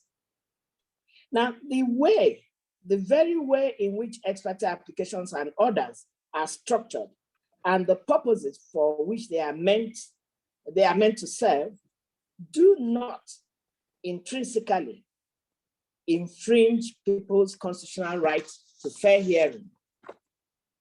Rather, they are safeguards inbuilt within the rules of court and also guaranteed and explained better in pronouncements established by many judicial authorities to protect every party's right to fair hearing. Authorities are galore on that. Because of this, we find that ex parte orders are usually not declaratory in nature. They are not declaratory in nature because declaratory orders are meant to determine rights against the public at large. Rather, they are usually injunctive orders made for preservation of the subject matter of litigation, so as not to ultimately leave a court in a situation of fait accompli by the time that the court has heard and determined the matter on the merit. As I said, this aspect of this discussion is meant essentially for the interest of laymen. My colleagues at the bar and the judges know this. So I'm not preaching to lawyers or to judges, but I'm speaking more to the members of the public who have some perception of what fair hearing ought to be. So ex parte orders are meant actually to preserve rights, and they are applied only in situation of extreme urgency in order to save the subject matter of a litigation from destruction, from dissipation, or even from total annihilation. These are what the authorities say, and they are correct. For instance, a member of the public that has an issue, say over land, finds is an aggressor on his land, developing the same before he is able to file a suit and serve him and come back with an application or notice for a restraining order, can go for an ex parte order to have the subject matter preserved until the rights of the parties are determined after full hearing. So, and they also, in that way, the interest of both the applicant and the person against whom the ex parte order is made are preserved until determination of their rights on the merits. Now, because of this, ex parte orders are usually provisional in nature and made typically contingent upon certain events. Most of the time, usually the hearing of an application on notice at which the other party shall be given full opportunity to be heard before a final determination is made. An ex parte order is therefore not an order in perpetuity, but always confined to a short lifespan. By most rules, it's usually 7 days or 14 days maximum, or for as long as it will take to avert the threatened damage to the rest, to the subject matter of litigation, and to determine an application on notice during which the other side will be given the opportunity to be heard. And when that is done, the applicant is not given any undue advantage against the respondent in this case. So members of the public who have become suspicious of ex parte order because of what is happening then need to know that it was essentially an ab initio made for the protection of their rights. Now, a court would not lightly make an order ex parte, except it is satisfied of the existence of a real threat and danger of destruction or dissipation of the rest, the subject matter of litigation, and the urgent need to stave the same in the best interest of justice to the parties, as well as in the public interest. There are authorities that confirm this. So intrinsically, an ex parte order is a process of court deliberately designed to secure and enhance administration of even-handed justice to the parties before a court. So the problem is not, the problem we are facing now that has motivated this discussion is not in ex parte order in itself, but in the manner in which the process is employed. That is what the process, or that's what where the problem is. Like my learned brother has said, that sometimes you have good laws, but bad operators. And when you have good laws and bad operators, the law appears to be bad, when intrinsically, actually, it is not bad. So any use of the application of this process in a manner and for a purpose which produces an effect contrary to the purpose it was meant for is a clear abuse of that process and negates the rule of law. And that is why we're having this discussion, because ex parte applications and ex parte orders have been employed to achieve purposes that are contrary to the rule of law. That's why the NBA steps in, because the NBA is there to uphold the rule of law. And by this exercise, I think the NBA is making a very big statement through its section on public interest and development law in regard to the abuse of ex parte orders. Now, to my mind, one of the questions that were raised also was whether the current problem arising from the use of ex parte orders that have given rise to this discussion have any judicial backing basis, or whether there could be other motivations other than pure law. I would say yes, that the indications are there, very clear. And every discussant here has highlighted it in very different ways. So there's no denying it that we have not kept to the strict rules guiding the grant of ex parte orders. For instance,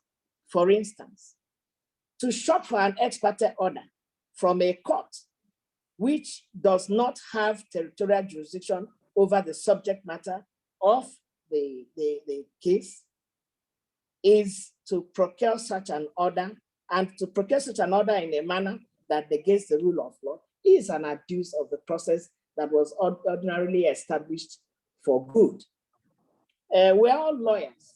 I remember that at some point in time, especially in political cases, which is what is happening now, lawyers would run from maybe Enugu here, where I am, to Abuja, to the Federal High Court Abuja, to file an application ex parte to obtain an order in a pre-election matter. And we'll be running to Abuja to go and hear it. And at the same time, some other lawyer for the same litigant will run to Federal High Court Enugu to obtain a different order. And you have this conflict. So making use of application of ex parte orders or applications ex parte in such a manner definitely is an abuse. And that is what is causing us the present concern for which this seminar has been mounted. And also to apply for or to make by a lawyer or to make an ex parte order by a judge in respect of a declaratory and conclusively determining, for instance, the right of an aspirant to contest an election as the flag bearer of his political party clearly negates the constitutional principle of fair hearing and the rule of law, and also negates the purpose for which an ex parte order, because when you have made a declaration that XYZ as against ABC is the right in an election, you have given a determination on the merits. You have given a conclusive determination as to who represents that political party in any particular election. And also to apply for and to make an ex-parte decision on a subject matter which lies exclusively within the domestic domain of a political party cannot be said to have any legal basis in view of the litany of authorities that we already have and the electoral law that is in place in the country. So there can be no justification in law for such application or for such an order. One cannot vouch for the integrity of such ex-parte applications and such ex-parte orders. And there is a strong suggestion of some unwholesome motives which leave an unsavory slur on our justice and political system, and then also which compromise our democracy and its processes. I would say that my own contribution is very brief, and I'll leave it there. But at the same time, I would like to endorse a lot of what the previous contributors have said. I particularly would want to mention the statement by the president of the NBA, which he made on this subject on the 30th of August, 2021, and the recommendations that he has made there. I believe that the present webinar on this topic is a follow-up on that, on the indications given by the president of the bank. So I think that with a better understanding of the purpose of ex-parte orders, maybe my learned colleagues at the back, and then also most respectfully, members of the bench, would review their attitude towards this. We do not lack guidance. We do not lack guidance either by way of statutes or rules of court or decided authorities on the purpose and use to which ex-parte orders can be placed. We are just not doing the right thing. And as my learned brother, His Excellency, the governor said, and also my learned friend, J.B. Dowd, my learned brother, St. J.B. Dowd said, these things have consequences and lawyers must be wary of allowing themselves to be used for purposes that demean the integrity of the profession, the integrity of members of the bar, and the integrity of the bench.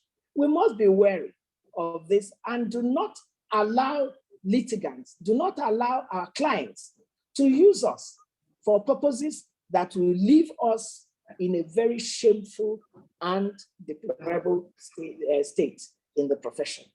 I thank you. I'll be ready to take other questions on it. Thank you. I said I will be very brief, and I am. I was told I would spend.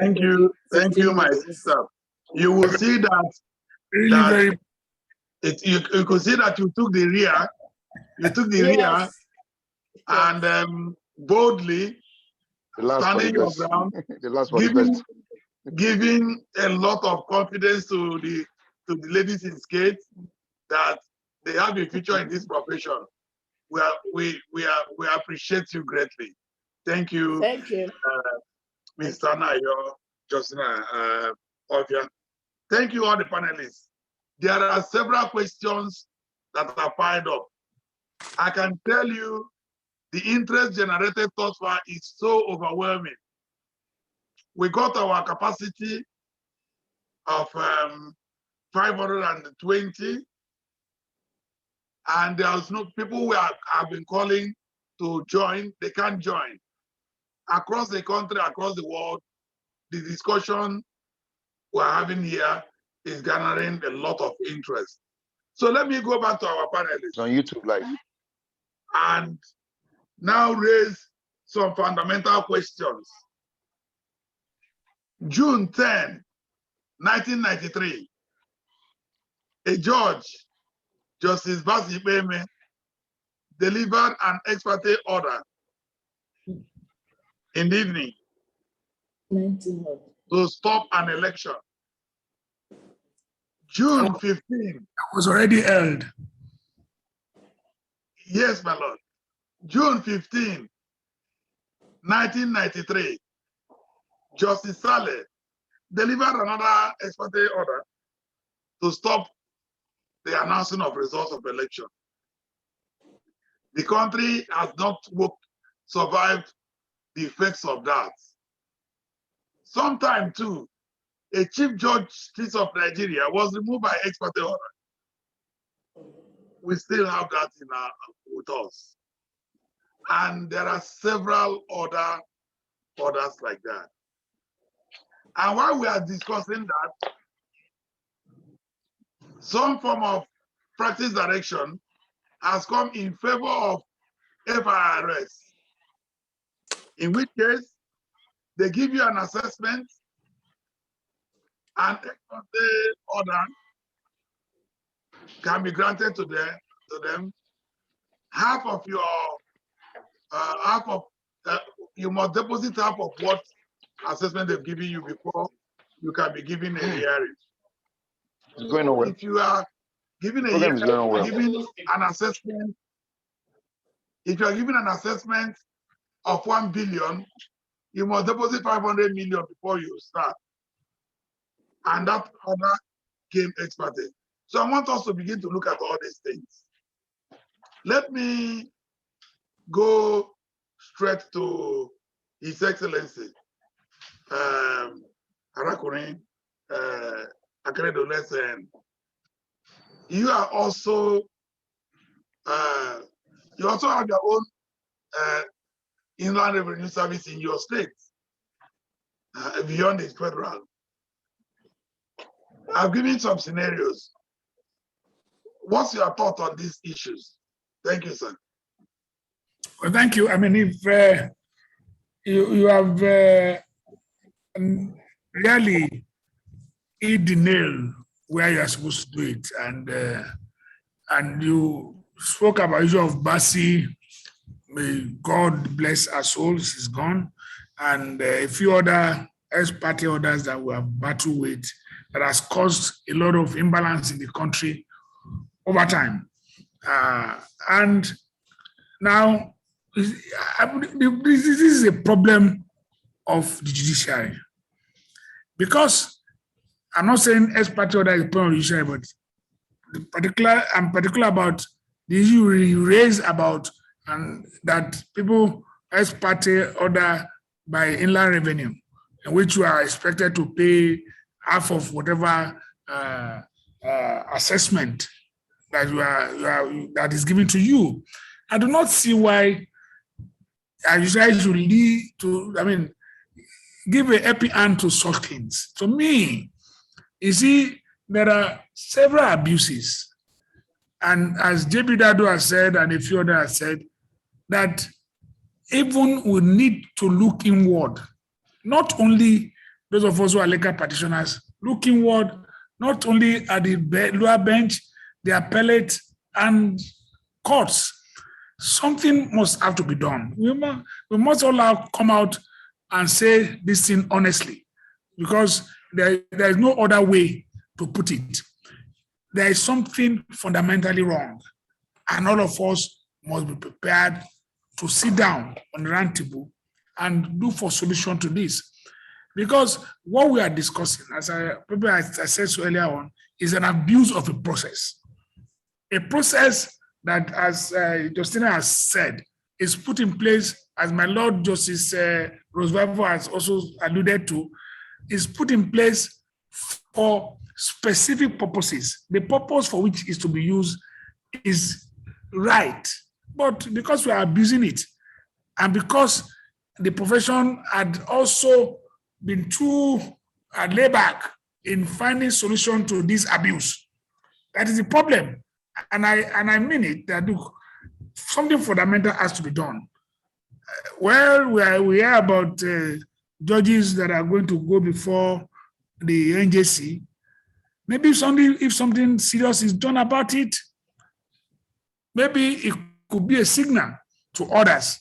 Maybe if some of our colleagues appear before the Disciplinary Council and something is done about it, just like Lati said that it's hard to get into this profession. We should make it easy for people to leave this profession if they abuse rules of the profession. That I believe can be done. So the issue you have raised, to be specific about, we have our own ODRS, Ondo State Internal Revenue Services. We have it, but in our own case, we also have a law, but we don't have a law that says if they raise charges, you must pay half of it before you can file any action. No, we don't operate by that. But people have challenged our assessment where necessary, and we go back to court, and we have the Ministry of Justice, and we have lawyers over there in the ODRS who will be there to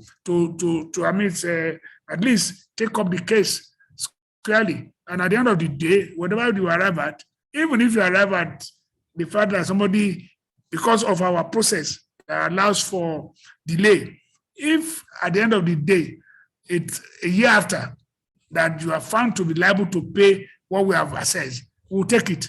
There's nobody, the government is not going to die, neither are you going to die.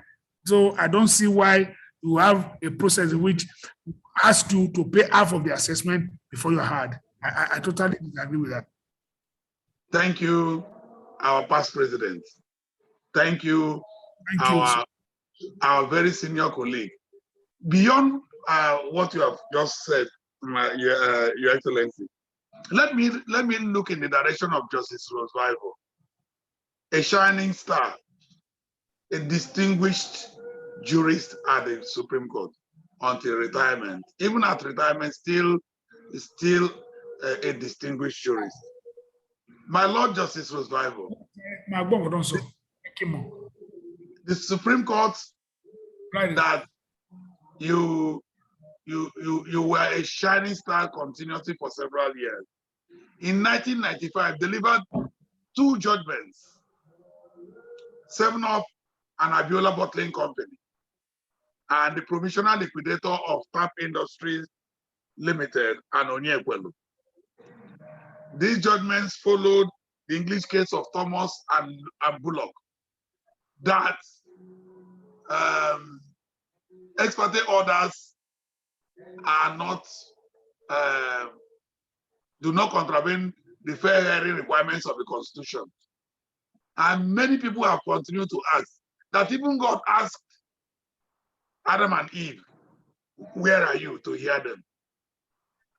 With what is happening with ex-parte orders that have brought us to this webinar, my Lord, do you think going forward that our justice system should continue to retain the reasoning in Abiola and 7-Up?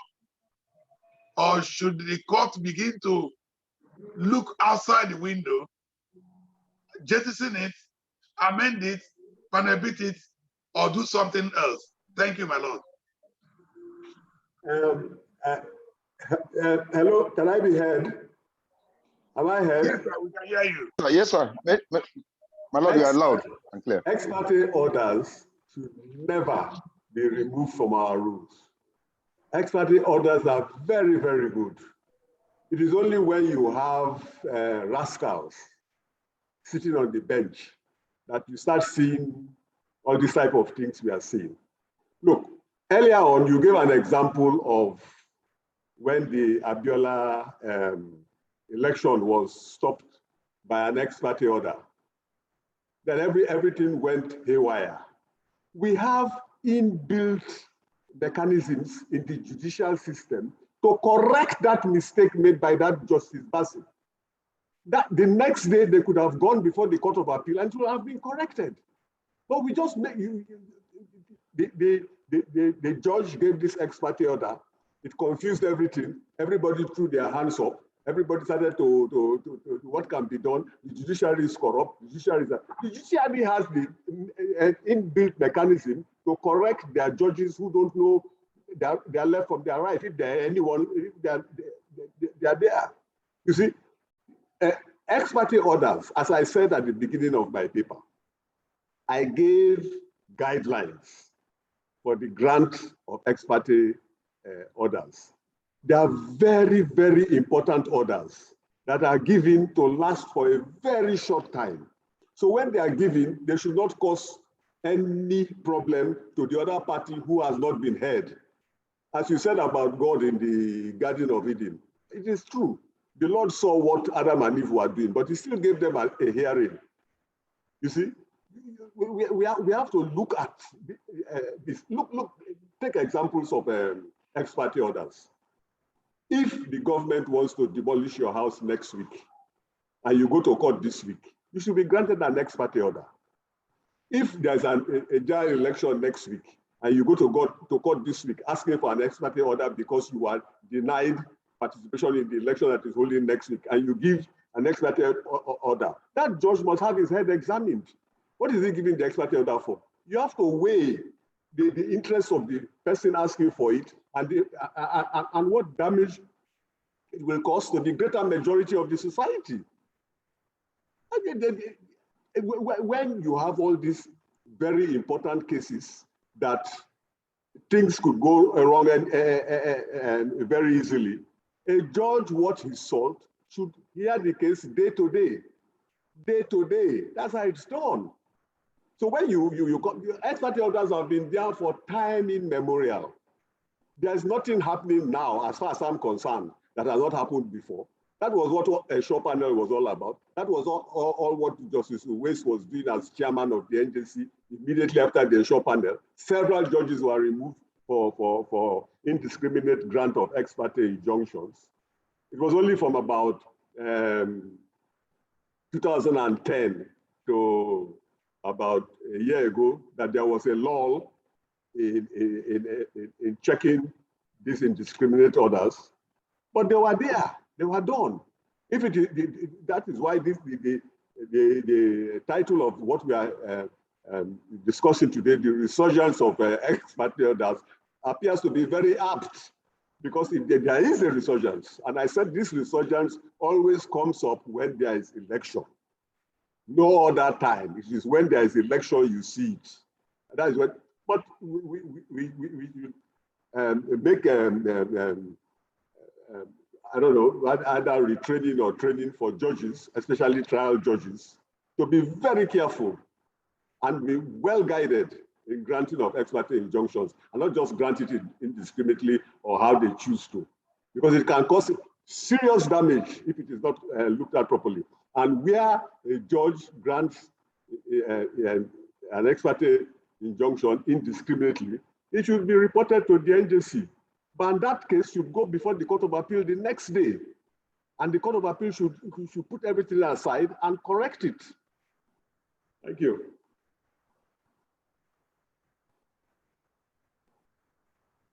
Do you hear me? Thank you, my lord. Thank you, my lord. That's erudition. As we begin to wind down, let me ask the past president of the bar, Mr. J.B. Dadu, there are reactions that I'm seeing that these issues of ex-parte orders actually affect men and women of timber and caliber, for whatever that means. And that is why it happens and nobody does anything. And we also hear people saying there's no database. So how does a lawyer know, how does a judge know whether there are conflicting orders? And a distinguished senior practitioner in this country, George Etomi, recall that Arakuri Akredo Lesen has said that politicians will do anything, but it's up to us to stop them. How do we stop the politicians? If we can't stop them, how does the practitioner continue to practice? He has a juicy brief. His economy is not good. I want us to reduce it to practicals. The lawyer doesn't have money, or enough money at that point, But the politician is saying he's going to roll out so much money. It becomes a temptation to the practitioner. Your viewers are asking, mostly lawyers, what's your prescription? You see, temptations of any nature are meant to be overcome. There are some that will, of course, swallow up the person to whom the temptation has been shown, but by and large, it's a matter of choice. If you choose to fall for the temptation, then you must be ready for the consequences. So there is a balance. The danger really is beyond how you have put it. It's not a bread and butter issue. It is that it tears into the fabric of the society, because you can use ex-parte orders to enthrone injustice. And injustice leads to self-help. And self-help leads at times to jungle justice. Now, people feel more comfortable going to the courts to get even-handed justice.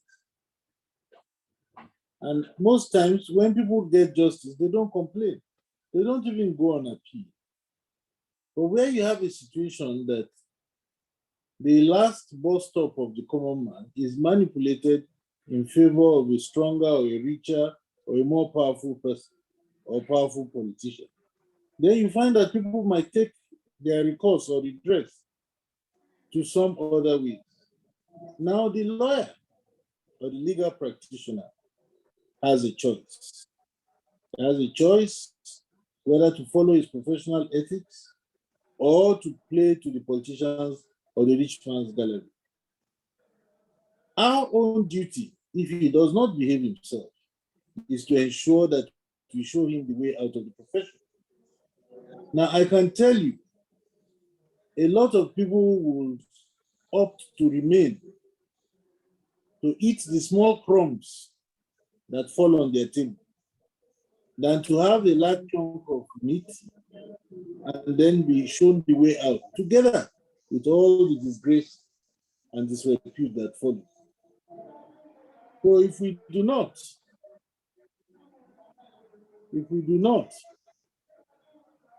quickly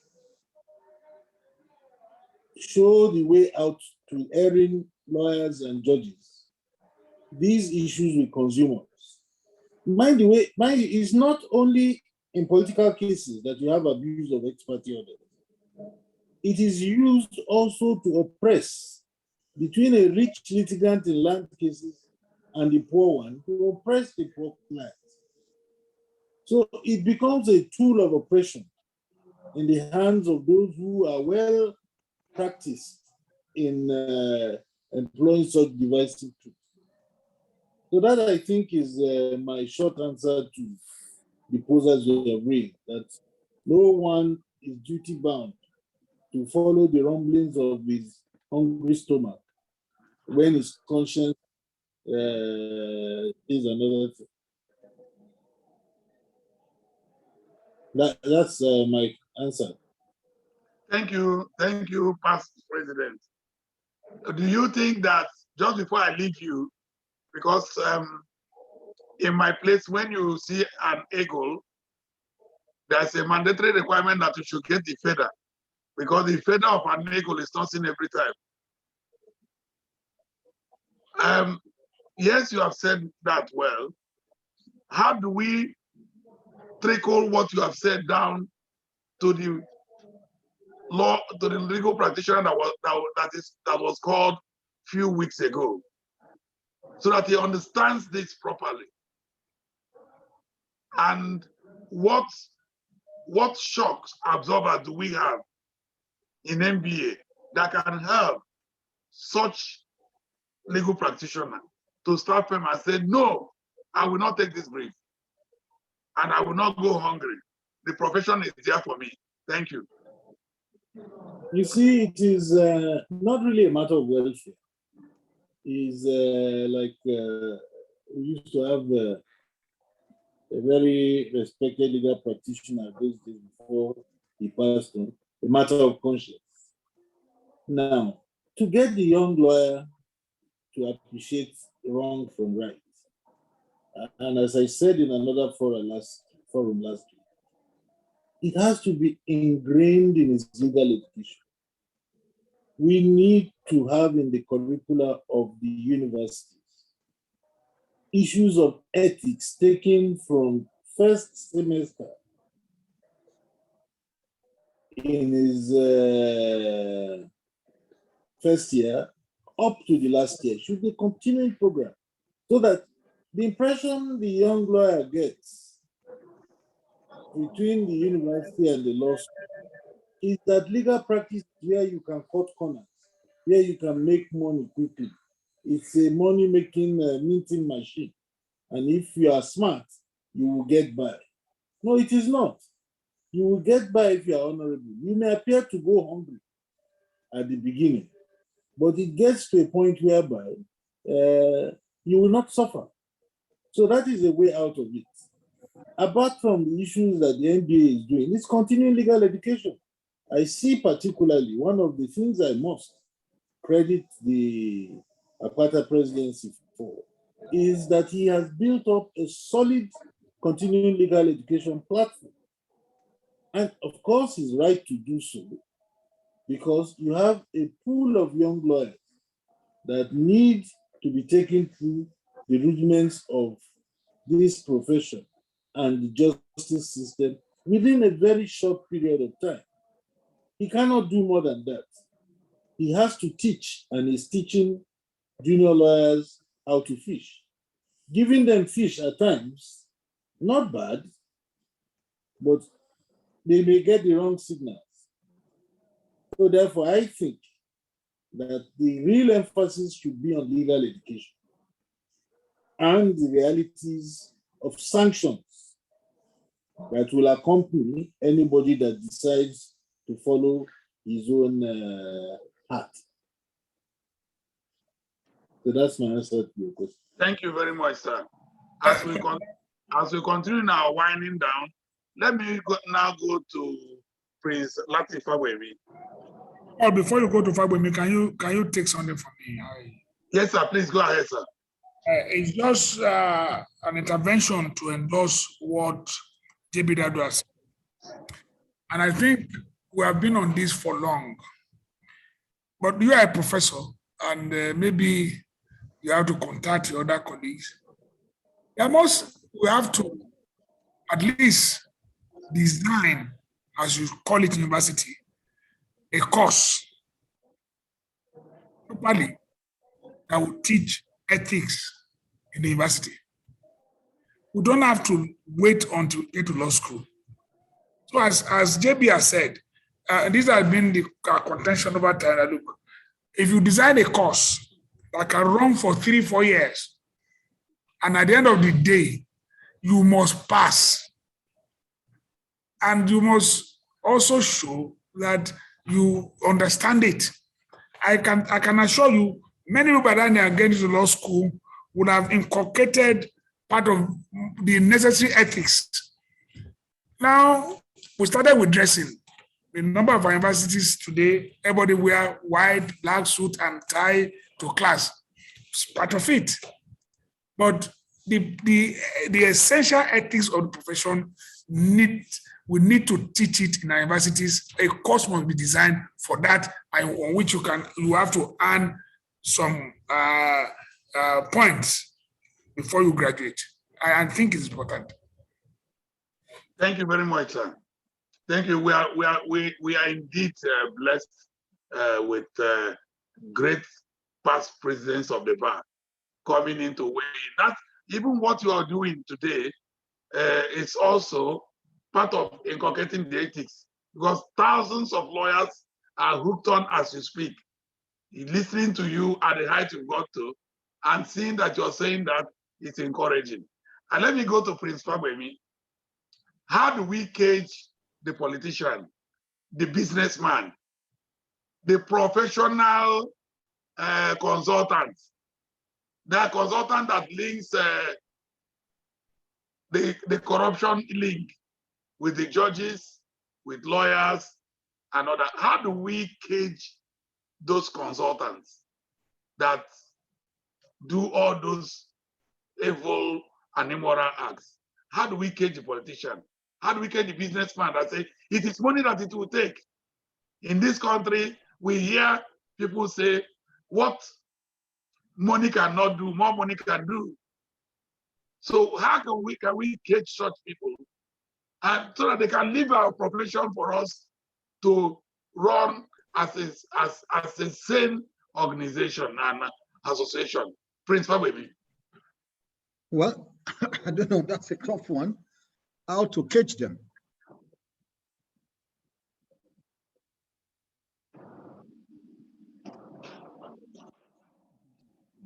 Is he muted?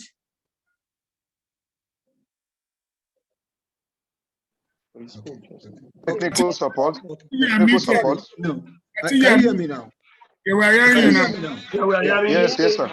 Yes.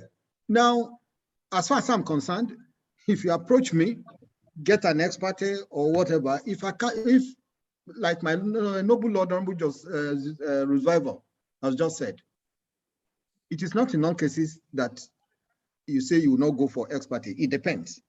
But where you believe, like in this situation, that it is going to be horrible, it is going to be devastating, it is against your conscience, it is very easy. I am sorry, I cannot do it. And I can count how many, well, so many that I have turned down. That is as far as I'm concerned.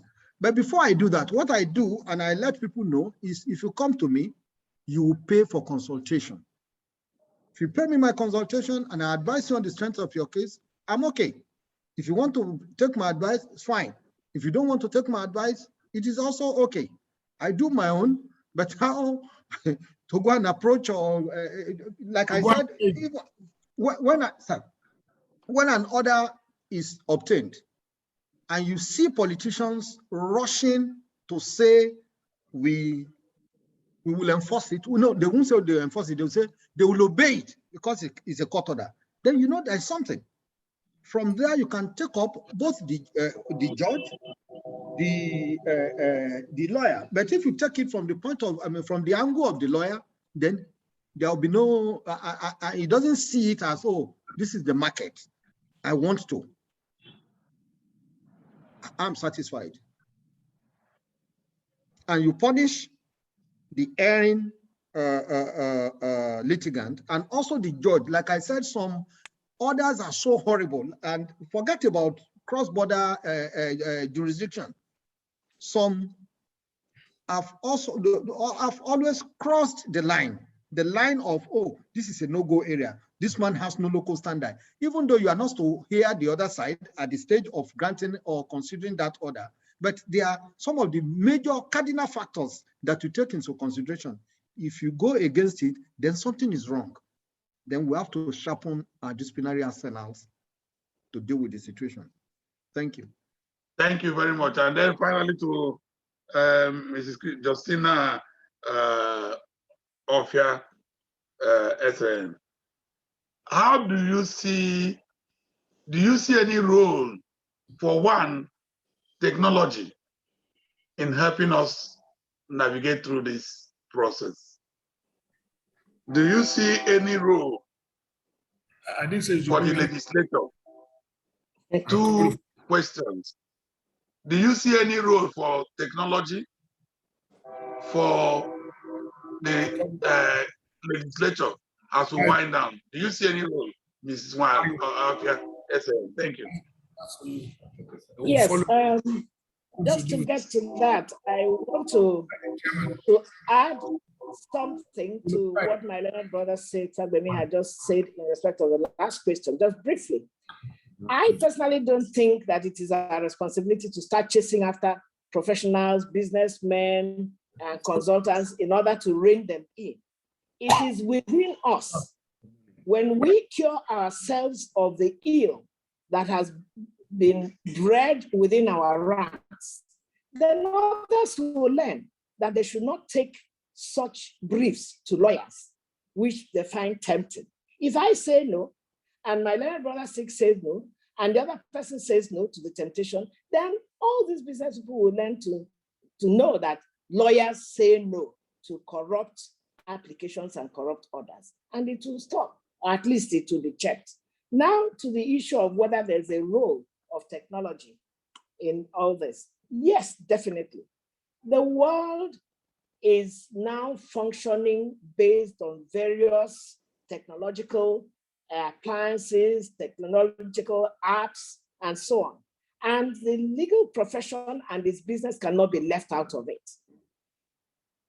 But the thing is that we need to train our members to be able to capture the use of technology. Technology is there. Something happens today, here, in 1 minute, it is all over the world. Everybody now in all parts of the world, people calling from all parts of the world say, aha, I hear what is happening in your country. So now they are selling ex-parte orders. So we can't rule out technology. It's there.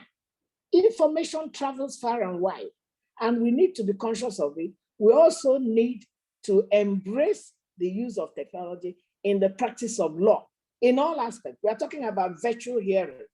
It is technology. We are talking about e-filing of processes. We are talking about e-payments. We are talking about all manner of electronic gadgets in the practice of law and in court proceedings. It's all technology. So we cannot rule it out. And my position, as I always taken it, is that some of us, I remember when my class, we had our 40th anniversary in Abuja. The keynote address we had was the role of technology in practice of law, something like that. And we were scared. Personally, I was amazed at the extent to which technology had taken root in the practice of law in other jurisdictions. And we're just starting here, more or less starting here.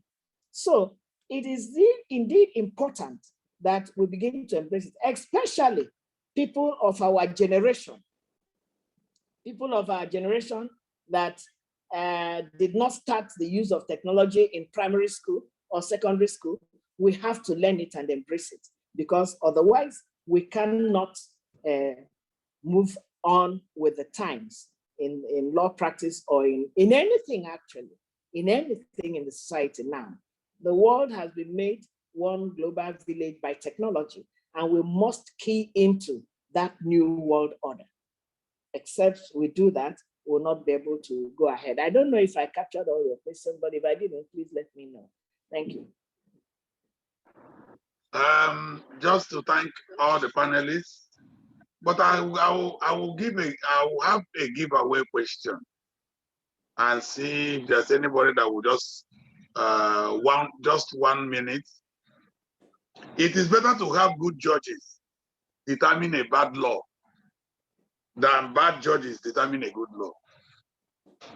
It is better to have good judges determine a bad law than bad judges determine a good law. In view of all we have discussed, does any of the panelists want to, 1 minute, just pass a comment on it? Do you agree? Enjoy an answer. I think our best solution is to have good laws and good judges and good lawyers also. That's my take. Thank you. But if we happen to have bad laws, then it will be good to have good judges managing bad laws. But my take is good law, good judges, and good lawyers. Thank you. Well, I agree with Ophia. Justina, I think she's right. She has said it all. But let me just weigh in on this. We have not. Did you conclude about this Federal High Court jurisdiction, Paul? My lord, sir. No. Yes. Your lord, okay. I'm not your lord. Yes. Yes. The point. Jurisdiction must. Yes. Have you concluded on it that we must restrict it at all costs, whatever it was? I agree entirely with you, my lord. I was even saying, my lord will see that from 1983, Wema Bank and Bronick Motors, till now, You cited those cases. We are still talking about jurisdiction of Federal High Court. It's a shame. It's not acceptable. Even though there is only one Federal High Court. That's the Supreme Court decision in Milatankori. That is the Milatankori case. That you cannot go to Borno to sue in a matter that is locally in Lagos. That's what is happening.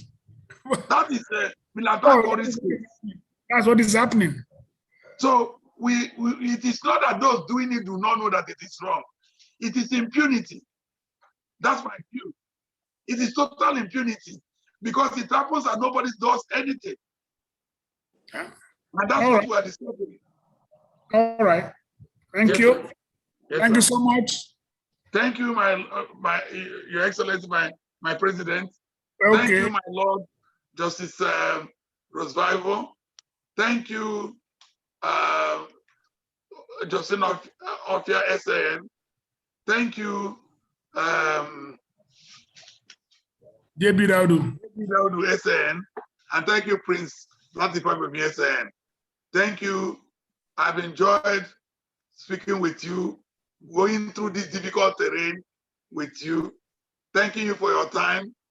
I pray that this country will be better and become a nation where peace and justice shall reign. I will now yield the mic or the platform to Mondo Nekachobani for closing prayer. Thank you. Thank you. Thank you, Prof. I really appreciate your moderation of this program. You brought a lot of fun into it and a lot of intellectual input into it. I want to thank Milord. Specifically, Milord gave me an assignment when I got him online in order to participate in this program. He said, Mr. Bani, we have decided on this issue of Ex-Parte and conflicting Ex-Parte all a long time ago. Go and write an article on it. And I've actually taken up that challenge. I would do that by next week. It should be published because there are many revelations from that assignment that have been given. Your Excellency, I didn't know you will have time for us for this. We know how busy.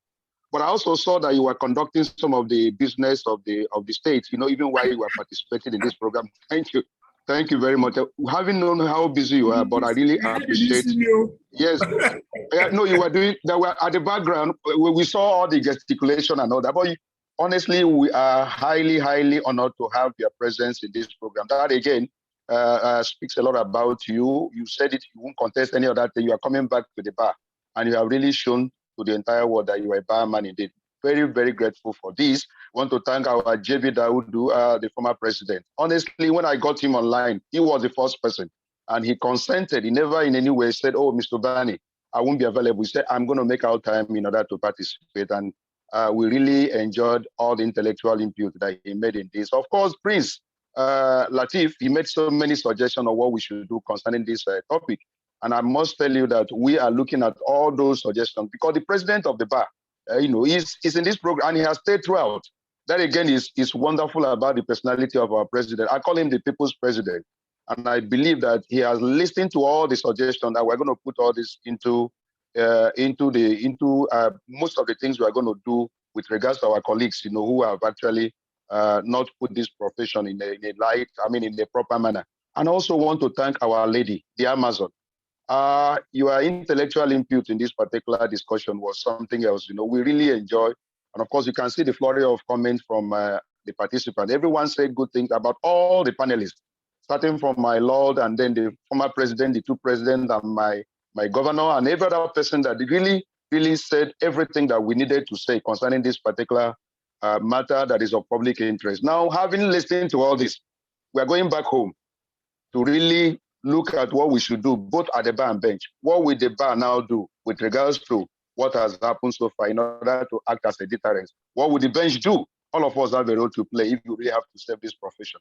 Now, for all those who listen to this program, please, we are coming up next week with the payment platform for you to join to be a member of Spidel. Spidel is the fastest growing section in this particular MBA. We want you to be a member, and that platform we made available so that you can join to be a member. Know you that this particular program is on YouTube.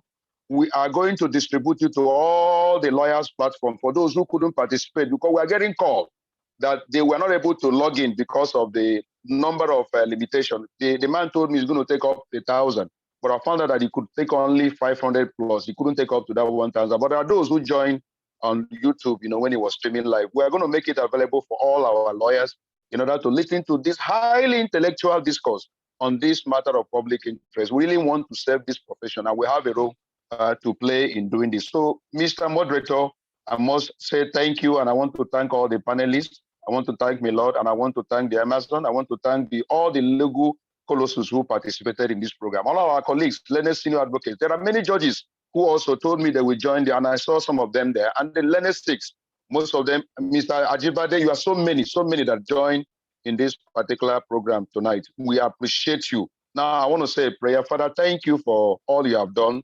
As we go, Father, go with us. Take all the glory, for your glory no man will ever share. In Jesus' name we pray. Thank you. Thank you. And so I want to say thank you for participating.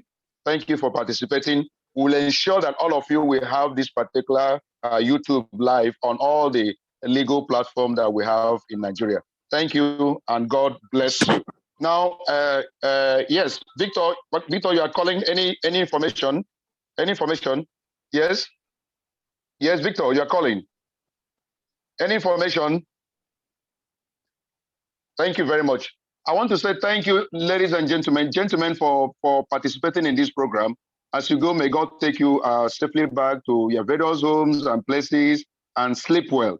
Good night. Good night.